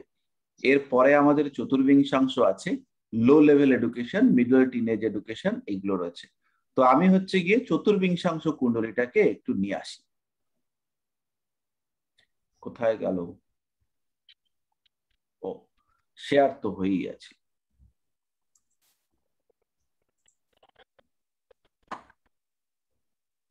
আচ্ছা, আমাদের যেমন নবাংশ কুণ্ডলী রয়েছে, তেমনি আমাদের আরো অনেকগুলো কুণ্ডলী রয়েছে। এই কুণ্ডলীগুলির মধ্যে, এই কুণ্ডলীটার মধ্যে আমাদের সংখ্যা হচ্ছে মোটামুটি সাধারণভাবে 16টা। ষোড়শ বর্গ আমরা বলে থাকি। এছাড়াও এই 16টা বর্গ ছাড়াও 16টা বর্গ পরাশরমণি বলে গেছিলেন। এটা ছাড়াও আমাদের নন পরাশরী ডিভিশন আছে, সেইখানে আমরা ষোড়শ বর্গের বাদ দিয়ে আমরা চতুর্থাংশ, পঞ্চমাংশ, অষ্টমাংশ, ষষ্ঠাংশ এইগুলো করি। এর সঙ্গে সঙ্গে আর একটা করি একাদশাংশ। এগুলো নন পরাশরী ডিভিশনের মধ্যে পড়েছে। তাছাড়াও হায়ার ডিভিশন রয়েছে, পরাশরমণির শেষ পর্যন্ত D60 এসে পাওয়া গেছে। পরাশরমণি করুন বা না করুন, যেই করুন, এই D60 পর্যন্ত এইটা হচ্ছে পরাশরী ডিভিশন নামে পরিচিত। এরপরে D81, D72, D120, D144, D150, D300 ইত্যাদি ইত্যাদি ইত্যাদি আছে। এইসব কঠিন জিনিস আমি জানি না, আপনারা পরবর্তীকালে পড়াশোনা করবেন, জানবেন। এত জটিল বিষয় আমার মাথায় ঢোকে না। তো এর মধ্যে আমাদের D9 মানে নবাংশ। ডি মানে হচ্ছে ডিভিশন। কতগুলো ডিভিশন? 9টা ডিভিশন। আমি আলাদা করে শেয়ার করছেন। শেয়ার আছে না? না স্যার, স্ক্রিন তো দেখা যাচ্ছে। স্ক্রিন দেখা যাচ্ছে মানে ওই এডুকেশনের আগের এটাই দেখা এটা ছাড়া আর কিছু করেননি তো? না, আর কিছু করিনি। আচ্ছা, তো D9 মানে হচ্ছে আমাদের 9 নম্বর ডিভিশন, বা 9 ভাগের 1 ভাগ করে করে ভাগ করা হয়। আমি যখন এইগুলোকে আলাদা করে করাবো তখন বলবো। আর D24 এটা আমাদের শিক্ষা, জ্ঞান এবং বৌদ্ধিক বিকাশ তাকে হচ্ছে নির্দেশ করে। আমরা কিভাবে বানাই সেটা একটা কথা, সেই বানানোর পদ্ধতি বিডি এগুলি তো কিছু দেখা যাচ্ছে না। না, আমি সেটা দেখাচ্ছি, আসছি নিয়ে গুছিয়ে গাছিয়ে দাঁড়ানো। আমি একটা কুণ্ডলী বানাচ্ছি এখন। ডি মানে হচ্ছে ডিভিশন, আর কতগুলো ডিভিশন করব সেইটা ডিভিশনাল চার্টে লেখা থাকবে। মানে যে 10টা ডিভিশন যদি করা হয় তাহলে তার নাম হচ্ছে দশাংশ। এইরকম দাঁড়ান, আমি বার করছি।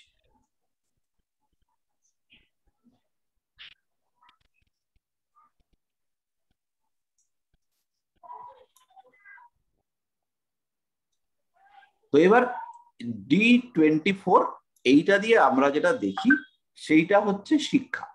আমাদের D24টা শিক্ষার জন্য দেখতে হবে, এডুকেশনের জন্য। তাহলে এই D24 দেখবার জন্য কতগুলো সহজ সহজ রুল আছে, আর কিছু কিছু সাধারণ এই অংশকুণ্ডলী বা বর্গকুণ্ডলী দেখবার জন্য কিছু কিছু রুল আছে।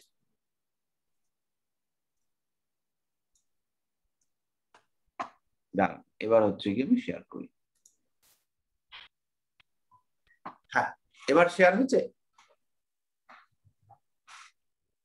দেখুন। স্যার একটু বড় করুন। এইবার বড় করলে তো ফেটে ফুটে যাবে। আমি পড়ে শুনিয়ে দিই। এখানে যেটা রয়েছে, D1 মানে মুখ্য কুণ্ডলী, D2 মানে হচ্ছে ধন দৌলত, এর নাম হচ্ছে হোরা কুণ্ডলী। D3 হচ্ছে দ্রেক্কান কুণ্ডলী, এখান থেকে আমরা সহোদর মানে ভাই বোন এসব বিচার করি।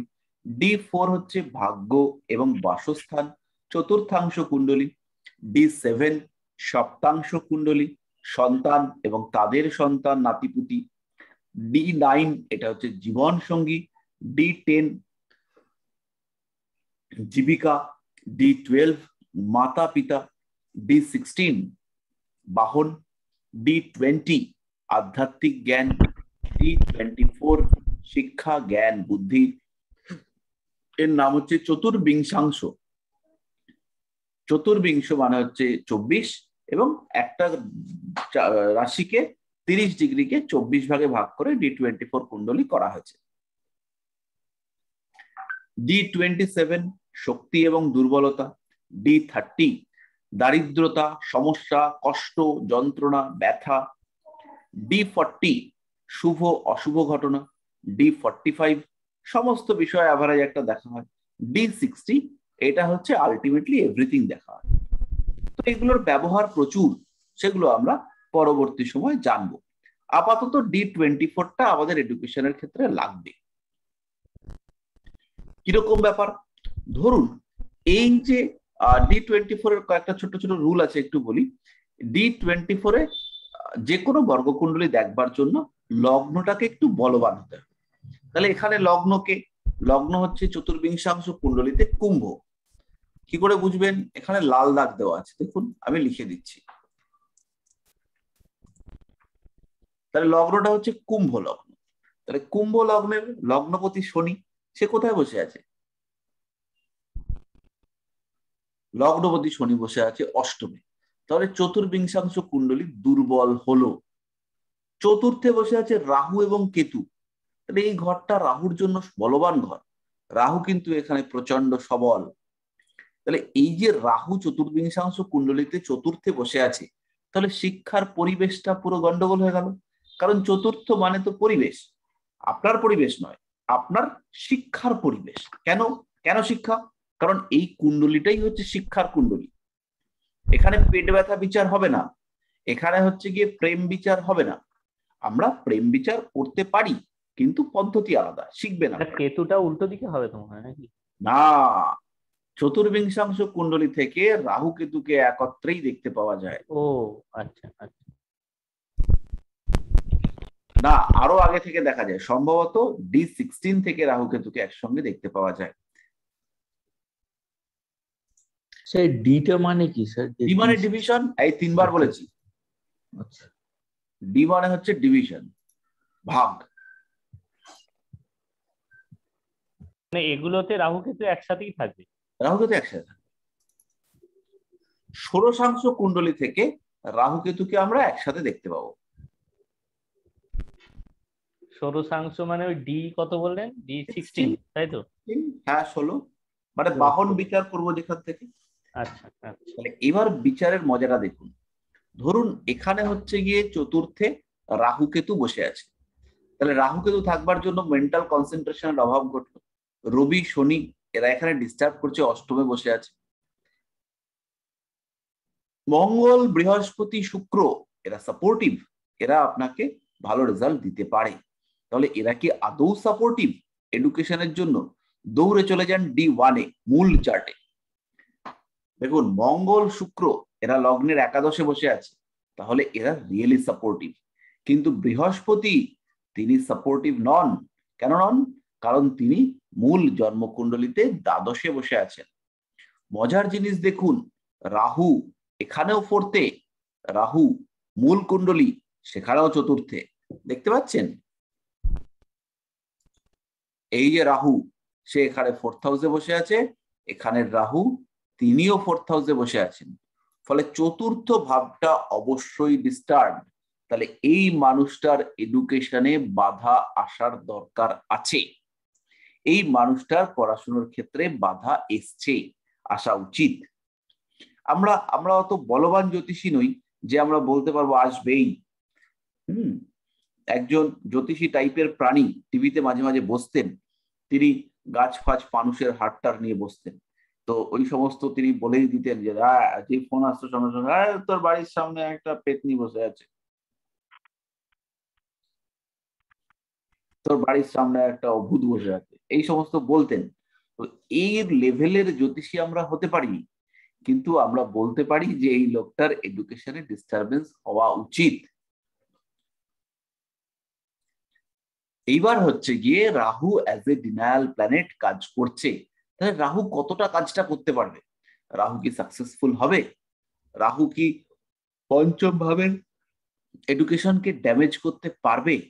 তাহলে এখানে আমাদের উত্তর দেবে দুজন, একজন দেবে পঞ্চম ভাবের মালিক, আর একজন দেবে রাহুর নক্ষত্র অধিপতি। তাহলে রাহুর নক্ষত্র অধিপতি তিনি হচ্ছেন মঙ্গল।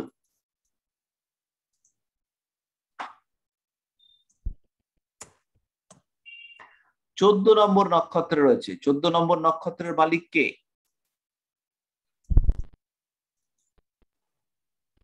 মঙ্গল। মঙ্গল, মঙ্গল নয়, মঙ্গল নয়, মঙ্গল। মঙ্গল হচ্ছে যারা ওই চেঙ্গিস খান টান ছিল না, ওরা হচ্ছে মঙ্গল দোষ। হ্যাঁ, আর এটা হচ্ছে মঙ্গল। অমঙ্গল, মঙ্গল, মঙ্গল নয়। গ্রহদের উচ্চারণে ভুল করলে ওরা খুব দুঃখ পায়। তাহলে মঙ্গল, মঙ্গল কি হবে? মঙ্গল এখানে সাপোর্টিভ না মঙ্গল এখানে ডিস্টার্ব ক্রিয়েটিং, কার জন্য? 5 নম্বর ঘরের জন্য।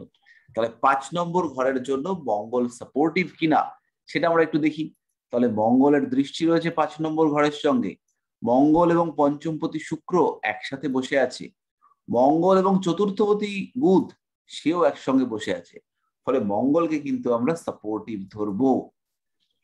মঙ্গলের কারণে এই রাহু এখানে ভয়ঙ্কর নেগেটিভ ফল দেবে না, যদিও পার্শিয়ালি অবশ্যই ডিনায়াল প্ল্যানেট, কিন্তু তা সত্ত্বেও এই মানুষটার পড়াশুনো উচ্চ মাধ্যমিক বা মাধ্যমিকই আটকে যাবে না। টেনে টুনে গুতো গাতা দিয়ে মোটামুটি গ্রাজুয়েশন অবধি আজকালকার দিনে হওয়া উচিত, তারপরে কিন্তু আটকাতে শুরু করবে, বাধা প্রাপ্ত হতে শুরু করবে। গ্রাজুয়েশনের পরে আর কিন্তু হবে না। তাহলে গ্রাজুয়েশন অবধিও যেত না যদি এই মঙ্গল দ্বাদশে থাকতো, যদি এই মঙ্গল অষ্টমে থাকতো। মঙ্গল তো এমনিতেই ষষ্ঠপতি, কিন্তু ষষ্ঠর সঙ্গে সম্পর্ক না করে এই একাদশের সঙ্গে সম্পর্ক করে বসে আছে, তাই একাদশ ভাবের মুখ্য ফলদাতা গ্রহ। তাহলে এইখানে মঙ্গল সে হচ্ছে গিয়ে রাহুকে মানে পুরোপুরি খারাপ করতে দেবে না। রাহু তো খারাপ করবেই, কিন্তু সেইখানে পুরোপুরি ভয়ঙ্কর বিধ্বস্ত কন্ডিশন করবে না। তাহলে মোটামুটি আমরা পরিবেশ অনুযায়ী বলতে পারি যে ভদ্রলোক গ্রাজুয়েশন কমপ্লিট করতে পারবেন কষ্ট করে। তাহলে এই একই বিষয় সেটা কিন্তু চতুর্বিংশাংশ কুণ্ডলীর থেকেও আমরা পাচ্ছি। চতুর্বিংশাংশ কুণ্ডলীতে আমরা পাচ্ছি চতুর্থে রাহু কেতু, তাই কনসেন্ট্রেশনের অভাব, বন্ধুদের সহযোগিতার অভাব, বন্ধুদের কারণে পড়াশোনায় ক্ষতি, বন্ধুদেরকে সাহায্য করতে গিয়ে ডুবে যাওয়ার টেন্ডেন্সি, এই সমস্ত বিষয়গুলো কিন্তু দেখতে পাওয়া যাবে। বোঝা গেল? তাহলে চতুর্বিংশাংশ কুণ্ডলীতে আমাদের প্রথম দেখতে হবে স্ট্রেংথ অফ লগ্ন।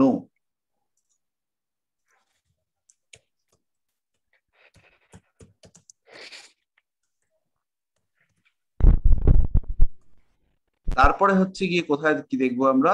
আমরা দেখবো যে এইখানে কোনো যোগ কারক গ্রহ আছে কিনা, আর অবস্থান অশুভ গ্রহদের।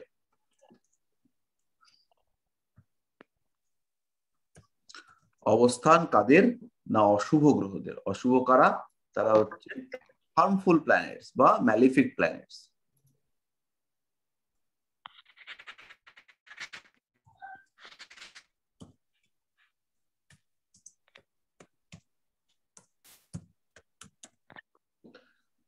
অশুভ গ্রহরা কোথায় রয়েছে এইটা আমরা দেখব। আর একটা হচ্ছে কারক গ্রহ, সে কোথায় আছে?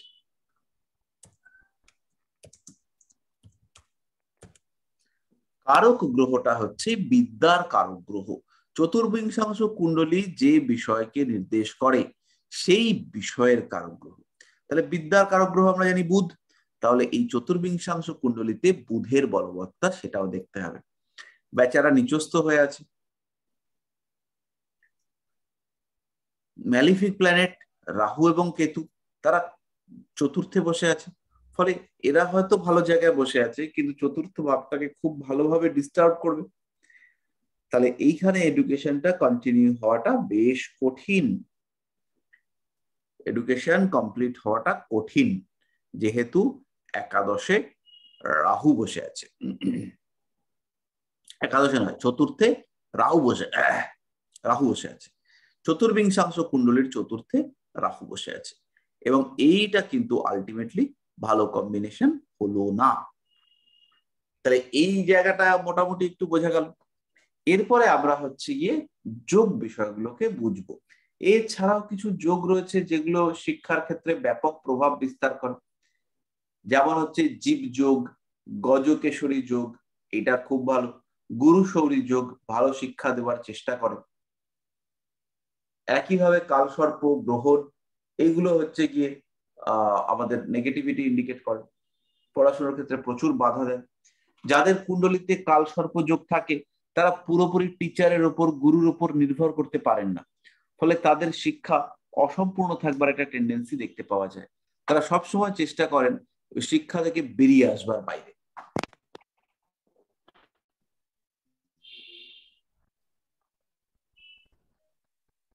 তাহলে মোটামুটি আমরা আজকে যে জটিল বিষয়গুলো বোঝানোর চেষ্টা করছিলাম, মোটামুটি কি বোঝা গেল? কিছুটা বোঝা গেল স্যার। হ্যাঁ, কিছুটা বোঝা যাবে, পুরোটা বোঝার জায়গায় আমরা নেই, অল্প অল্প করে বুঝবো। তাহলে এবার একটু এডুকেশনের বিচার করব এই কুণ্ডলীটাকে দেখে।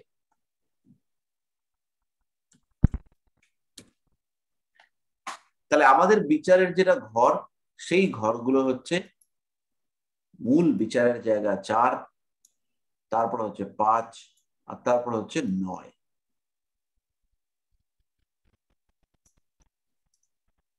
তাহলে চতুর্থেই রাহু বসে আছে, ডান পিঠে ছেলে, পড়াশোনায় মতিগতি নেই, মায়ের স্বাস্থ্য সমস্যা হতে পারে, পরিবেশ খারাপ হতে পারে, এডুকেশন ভালো হচ্ছে না। পঞ্চমপতি শুক্র, সে মোটামুটি বলবান, কিন্তু তাহলেও ওই মঙ্গল বুধ এদের সঙ্গে গিয়ে মিশে যে পড়াশোনার কোয়ালিটি, সেটাই খারাপ করে বসে আছে। পড়াশোনার কোয়ালিটি মানে ব্যাপক পড়াশোনা করব, মুখস্থ করব, লেগে থাকবো, চেষ্টা করব, এই জায়গাটা থেকে বার করে নিয়ে আসছে। কারণ একদিকে বুধ আর একদিকে শুক্র, এরা একদিকে বুধ একদিকে মঙ্গল, ফলে শুক্র কিন্তু খুব একটা যে ভালো কন্ডিশনে রয়েছে তা একেবারেই নয়। তারপর আমাদের মন, আমাদের মাইন্ড, আমাদের কনসাস মাইন্ড, তার ঘর হচ্ছে চতুর্থ ঘর, সেইখানে বসে রয়েছে রাহু। ফলে মানসিক শান্তি, স্থিরতা, এই ওয়ার্ডটা পারফেক্ট হয়েছে, স্থিরতা বড় অভাব। তাহলে এর কিন্তু পড়াশোনার ক্ষেত্রে বাধা প্রাপ্তির সম্ভাবনা রয়েছে। নবম ভাব উচ্চ বিদ্যা, নবমপতি নবম থেকে ষষ্ঠে বসে রয়েছে, নবমপতি নবম থেকে ষষ্ঠে। তাহলে চতুর্বিংশাংশ কুণ্ডলিতে যদি নবম ভাব বিশাল বলবান হয়, তাহলে কিন্তু এর পড়াশোনা উচ্চ বিদ্যার সংযোগ দেখতে পাওয়া যাবে। কিন্তু চতুর্বিংশাংশ কুণ্ডলিতে যদি নবম ভাব পীড়িত হয় বা নবম ভাবের কারক গ্রহরা পীড়িত হয়, সেই ক্ষেত্রে এডুকেশনে ডিস্টারবেন্স আসবে। হায়ার এডুকেশনে অর্থাৎ অনেকটাই উঁচু লেভেলের বিদ্যায় ডিস্টারবেন্স আসবে। শনি বসে রয়েছে নবমের ষষ্ঠে, ওভারঅল সমস্যা দেখতে পাওয়া যাবে, চাইলে পরেও এই সমস্যার সলিউশন আসবে না, ভাবপতি যদি ভাব থেকে ষষ্ঠে গিয়ে বসে। এবার মন্দের ভালো কি, এই লোকটার যে সাকসেস রেট, কত নম্বর ঘর বলেছি মনে করে দেখুন, 11 নম্বর ঘর। সেই 11 নম্বর ঘরটা খুবই বলবান হয়ে গেছে। কি করে বলবান হয়েছে?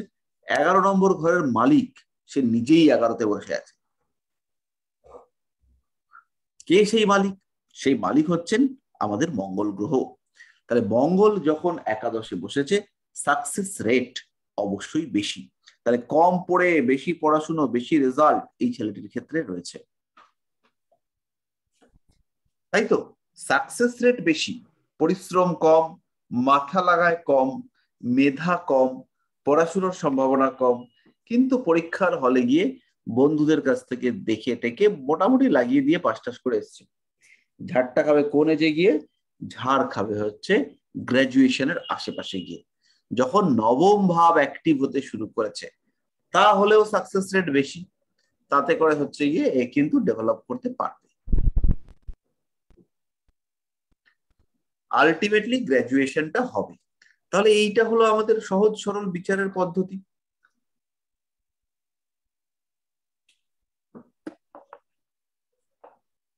এবার কোনো প্রশ্ন থাকলে পরে আপনারা বলুন।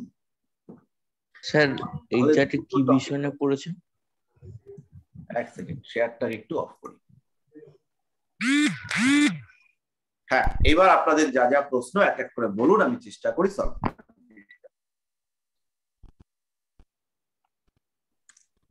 স্যার এই চার্টটা কি এডুকেশন করেছে, কি নিয়ে পড়েছে? এই চারটা প্লেন গ্রাজুয়েশন করেছে, বিএ পড়েছে, বিএ। সেটাও হতো না বন্ধু বান্ধবের ঠেলায় পড়ে, হ্যাঁ, বছর নষ্ট টষ্ট করে তারপরে গ্রাজুয়েশন কমপ্লিট করেছে। স্যার সায়েন্স আর্টস কি করে বুঝছেন? মানে প্রথম দিকটা আমি ছিলাম না। ও, সায়েন্স আর্টস বোঝাটা আমরা শিখিনি, সেটা আমরা ও শিখি। আচ্ছা, সায়েন্স আর্টস সাবজেক্টস এগুলো নিয়ে আমরা পড়বো, এটা আমরা করিনি। আচ্ছা স্যার জিওগ্রাফি ছিল কি এই চার্টে? না না, বাংলা টাংলা এইসব মানে একদম আজকেই এসেছিলেন ভদ্রলোক, একদম মানে সাধারণ, একদমই সাধারণ, জিওগ্রাফি টিওগ্রাফি নয়।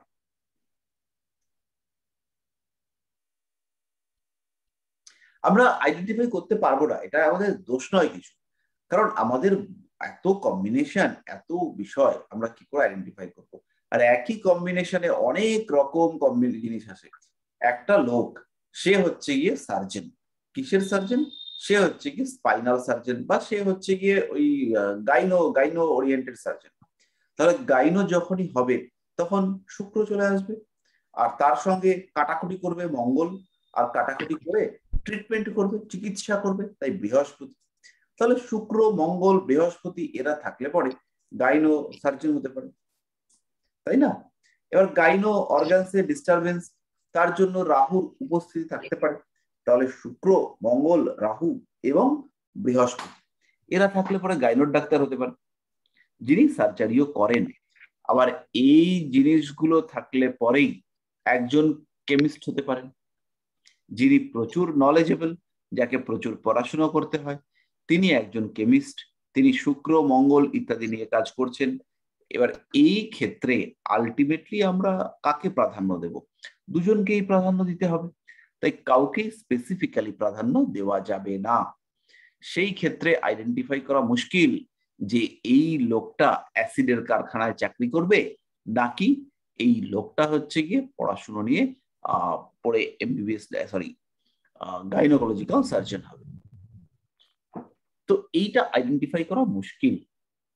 যেমন চন্দ্র হোমিওপ্যাথি ডাক্তার দিতে পারে, চন্দ্র হচ্ছে ফিশারি নিয়ে পড়াশুনো, সেটাও দিতে পারে। আবার এই চন্দ্র সে হচ্ছে গিয়ে ফলের দোকান, সেটাও দিতে পারে।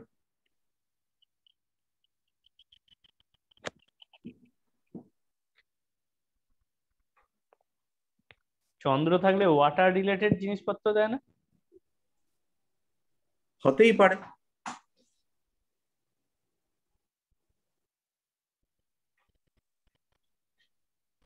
দিতে পারে।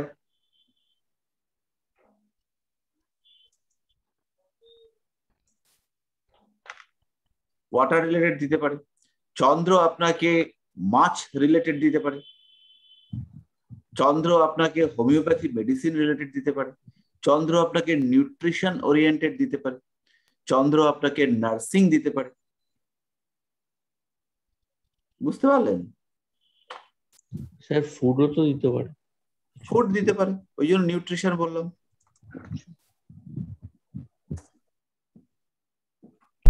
স্যার তেলের ব্যবসা চন্দ্র না শনি দেবে? তেলের ব্যবসা হচ্ছে গিয়ে চন্দ্র এবং শনি, এই দুজনে মিলেই দেবে। এরা যৌথভাবেই এর মধ্যে পার্টিসিপেট করবে। চালের ব্যবসা কি বৃহস্পতি? চালের ব্যবসা বৃহস্পতি একদম, কিন্তু এইখানে হচ্ছে গিয়ে বৃহস্পতির সঙ্গে সঙ্গে পার্শিয়ালি শনিকেও আপনাকে নিতে হবে।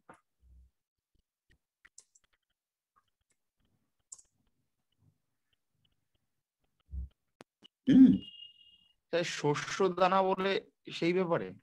শস্য হচ্ছে গিয়ে বৃহস্পতির আন্ডারে পড়বে, প্রয়োজনীয় শস্য, যে শস্য আমাদের পুষ্টি দেয়। তাই বলে পোস্ত কিন্তু বৃহস্পতির আন্ডারে পড়বে না।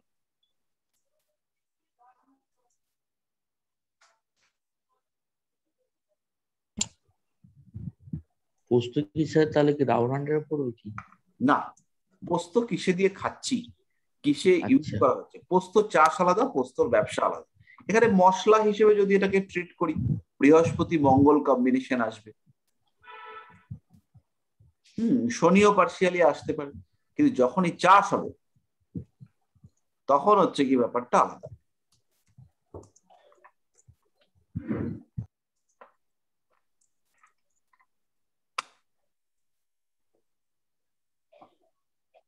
ঠিক আছে, এইটা আপনাদেরকে হচ্ছে গিয়ে ভাঙতে হবে।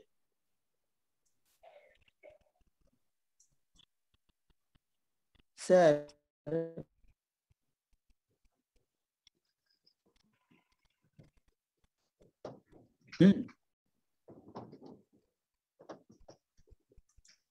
মঙ্গলের অধিপতি বা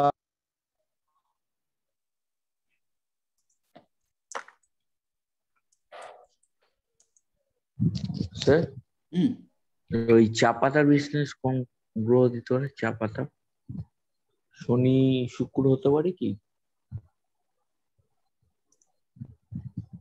চা পাতার বিজনেস শনি শুক্র হতে পারে, আর সঙ্গে বুধও হতে পারে স্যার, পাতা তো মানে সঙ্গে সামান্য বুধকেও নিতে হবে। আর একটা জিনিস, সেটা হচ্ছে যেহেতু চা আমরা জলের মধ্য দিয়ে করি, চন্দ্র। তখন হচ্ছে গিয়ে আমাদের চন্দ্রটাও একটু কোনো না কোনো দিক থেকে কানেক্টেড হয়ে যায়।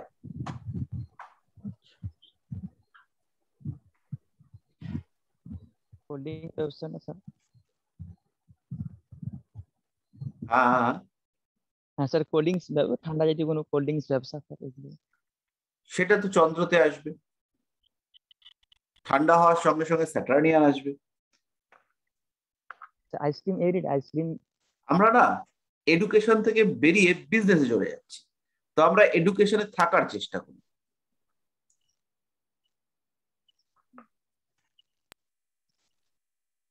আমরা হাজার একরকম বিষয় আসবে যেগুলোকে আমরা আজকের দিনে মেলাতে পারবো না, এতে কোনো দোষ নেই, মেলানো মুশকিল আছে। হ্যাঁ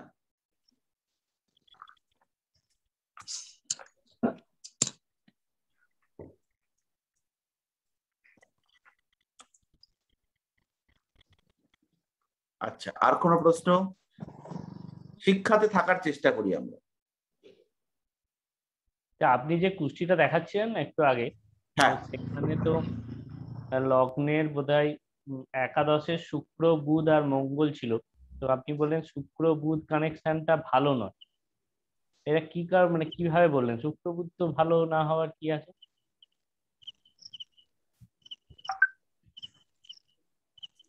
এক সেকেন্ড, কুণ্ডলীটা শেয়ার করি, তাহলে পরে ব্যাপারটা বোঝা যাবে। কোথায় গেল?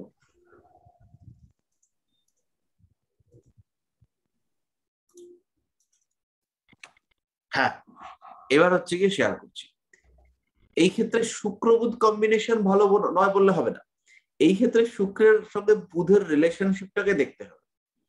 ও যেমন হচ্ছে গিয়ে এই যে 11 নম্বর ঘরে শুক্র এসে বসেছে, শুক্র হচ্ছে পঞ্চমপতি হিসেবে যথেষ্ট ভালো, কিন্তু দ্বাদশপতি হিসেবে শুক্র এখানে পজিটিভ হলো না। আর বুধ সে হচ্ছে গিয়ে চতুর্থপতি, তাই জন্য এই জায়গাটা বিরাট স্ট্রং হয়নি। আলটিমেটলি বুধ শুক্র 2 ডিগ্রি আর 23 ডিগ্রিতে রয়েছে, ফলে খুব ক্লোজও হয়নি, 20 ডিগ্রির উপরে ডিফারেন্স রয়েছে। মানে শুক্র রিলেটেড কিছু নিয়ে পড়াশোনা করলে বুধ সেটা করতে দেবে না নাকি, এরকম ব্যাপারটা? না এরকম নয়, এখানে শুক্রের দশায় বা আমি এখানে যেটা রাহু থেকে আসছিলাম, রাহু কতটা ডিস্টার্ব করবে, রাহু কি একদম পড়াশোনা থেকে বার করে নিয়ে আসবে না, রাহু এখানে হচ্ছে গিয়ে পড়াশোনার মোটামুটি কষ্ট মষ্ট করে বছর টছর নষ্ট করে চালিয়ে দেবে।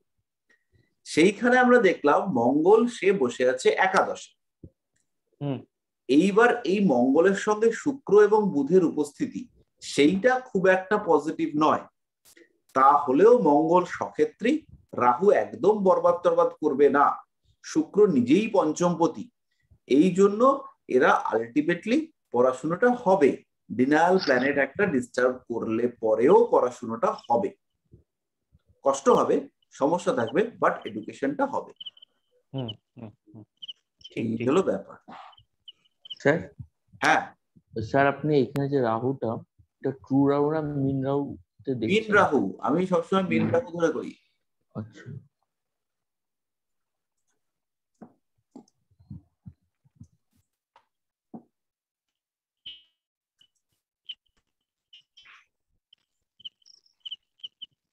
আর কোনো প্রশ্ন?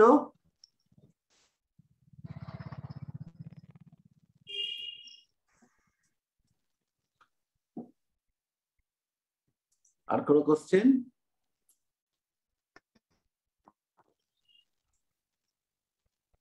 হ্যালো?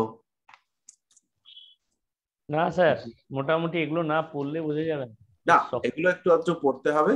আর এডুকেশনের আজকে রাতেই আমি হচ্ছে গিয়ে হেমন্তকে নোটস পাঠিয়ে দেব, আর হেমন্ত আপনাদেরকে সেই নোটস গুলো সাপ্লাই করবে।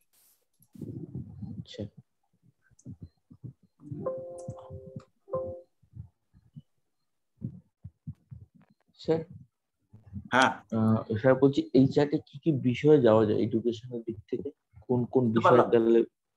বলছি স্যার এই চার্টে কি কি বিষয়ে যাওয়া যেতে পারে এডুকেশন? সেটাতে আমরা আসিনি তো, সেটা আমাদের শিখতে হবে, সেটা আমরা করব। আগে আমি হচ্ছে কি কিছু নোটস পত্র পাঠাবো, আজকে পজিটিভলি পাঠাবো। ঠিক আছে। এর আগে হচ্ছে কি আমি বারংবার বলেছি পাঠাবো, কিন্তু আমি পাঠিয়ে উঠতে পারিনি। তো আজকে আমি একদম পজিটিভলি এক্ষুনি ফটো তুলে পাঠাচ্ছি। আগের উইকে স্যার ওই রুদ্রাক্ষের নোটস গুলো পাঠাবেন বলেছিলেন। হ্যাঁ রুদ্রাক্ষের নোটগুলো আমি পাঠাবো, আমি তো ভুলে গেছি, কিন্তু আজকে আমি এখনই এডুকেশনটা পাঠাবো। কোন গ্রহের কি শিক্ষা, সেই জায়গাটা আমি আজকে পাঠাচ্ছি। উচ্চ বিদ্যার্থী আগে যে সরি হ্যাঁ হ্যাঁ বলুন বলুন। হ্যাঁ আগে যেগুলি পড়ে আছেন ওগুলির কোনো নোট নাই? হ্যাঁ হ্যাঁ আছে, সেগুলিও দেবো। ওইগুলিও দিবেন তাই না? Thank you. হ্যাঁ হ্যাঁ তৈরি করেছি, মোটামুটি গুছিয়েছি, একটু আস্তে আস্তে দিতে শুরু করবো। আর হেমন্তকে আমি এক্ষুনি পাঠিয়ে যাচ্ছি, যাতে হচ্ছে গিয়ে কোন রকম মিস না হয়।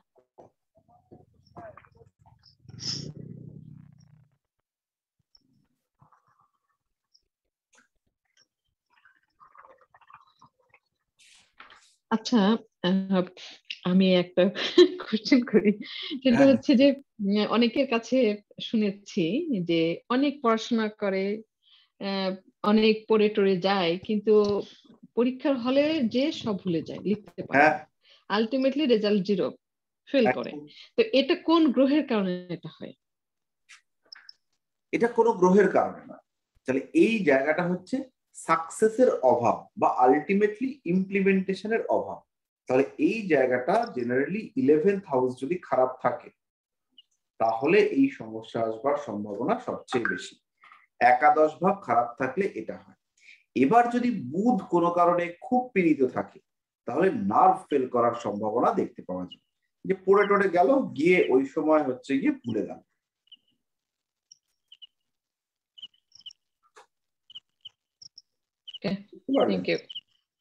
হ্যাঁ এইটা হচ্ছে গিয়ে আমরা করব। এবার কিছু কিছু ক্ষেত্রে হতে পারে পরীক্ষা দিতে গেল, হঠাৎ করে শুনলো বাবার অ্যাক্সিডেন্ট হয়েছে, পরীক্ষা না দিয়ে ব্যাক করলো। তাহলে এরকম কিছু কম্বিনেশন কিভাবে হতে পারে?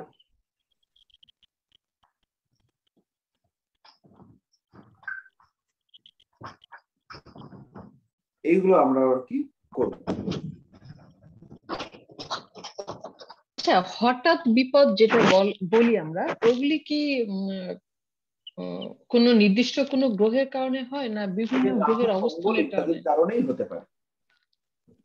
আচ্ছা রাহু মঙ্গল অষ্টম ভাব, অষ্টমপতির দশা অন্তর্দশা, গোচরে অষ্টমে পাপ গ্রহ, কিছু নেগেটিভ কম্বিনেশন। ও আচ্ছা আচ্ছা।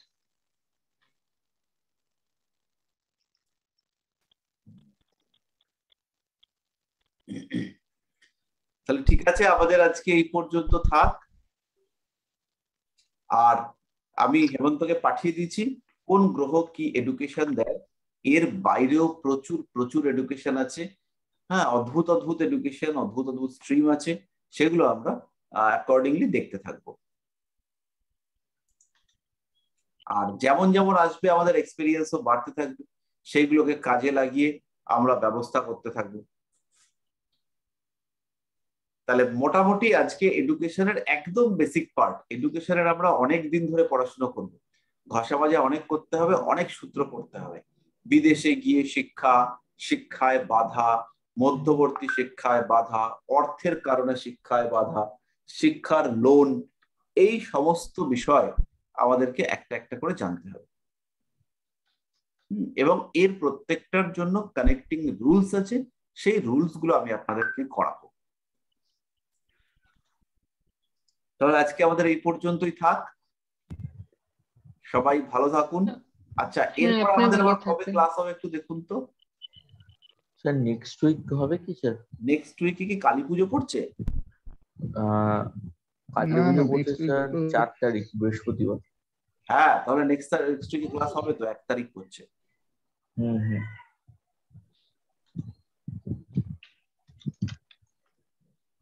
1, 8, 15 এই 3টে ক্লাস হবে। আর তারপরে যারা হচ্ছে গিয়ে নতুন আছেন তাদের হচ্ছে গিয়ে 22-29 মানে নেক্সট উইকে 5টা সোমবারই ক্লাস থাকবে, যদি কোনো দৈব দুর্ঘটনা না ঘটে। জি, আমি ওদের সাথে করতে চাই ক্লাস। হ্যাঁ, আপনারা ওকে, থ্যাংক ইউ। সবাই করতে পারবেন। যারা হচ্ছে গিয়ে একদম বেসিক পার্টটাতে একটু দুর্বল আছেন তাদেরকে এগিয়ে নিয়ে যাওয়ার জন্য ওইটা একটু সাপোর্টিভ ক্লাস। আচ্ছা, তাহলে এটা আমার খুবই দরকার। করব। হ্যাঁ নিশ্চয়ই। আচ্ছা, থ্যাংক ইউ। হ্যাঁ থ্যাংক ইউ। আমি আবার করাবো, কোনো অসুবিধা নেই। আবার যদি মনে হয় যে আবার দুর্বল আছেন আমি আবার করাবো।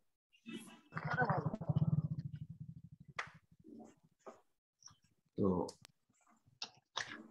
যাই হোক, তাহলে আজকের মতো আমরা এই পর্যন্তই থাকি। সবাই ভালো থাকুন। আপনিও ভালো থাকুন। Good night. ভালো থাকুন স্যার। হ্যাঁ, good night sir. Good night. শুভরাত্রি।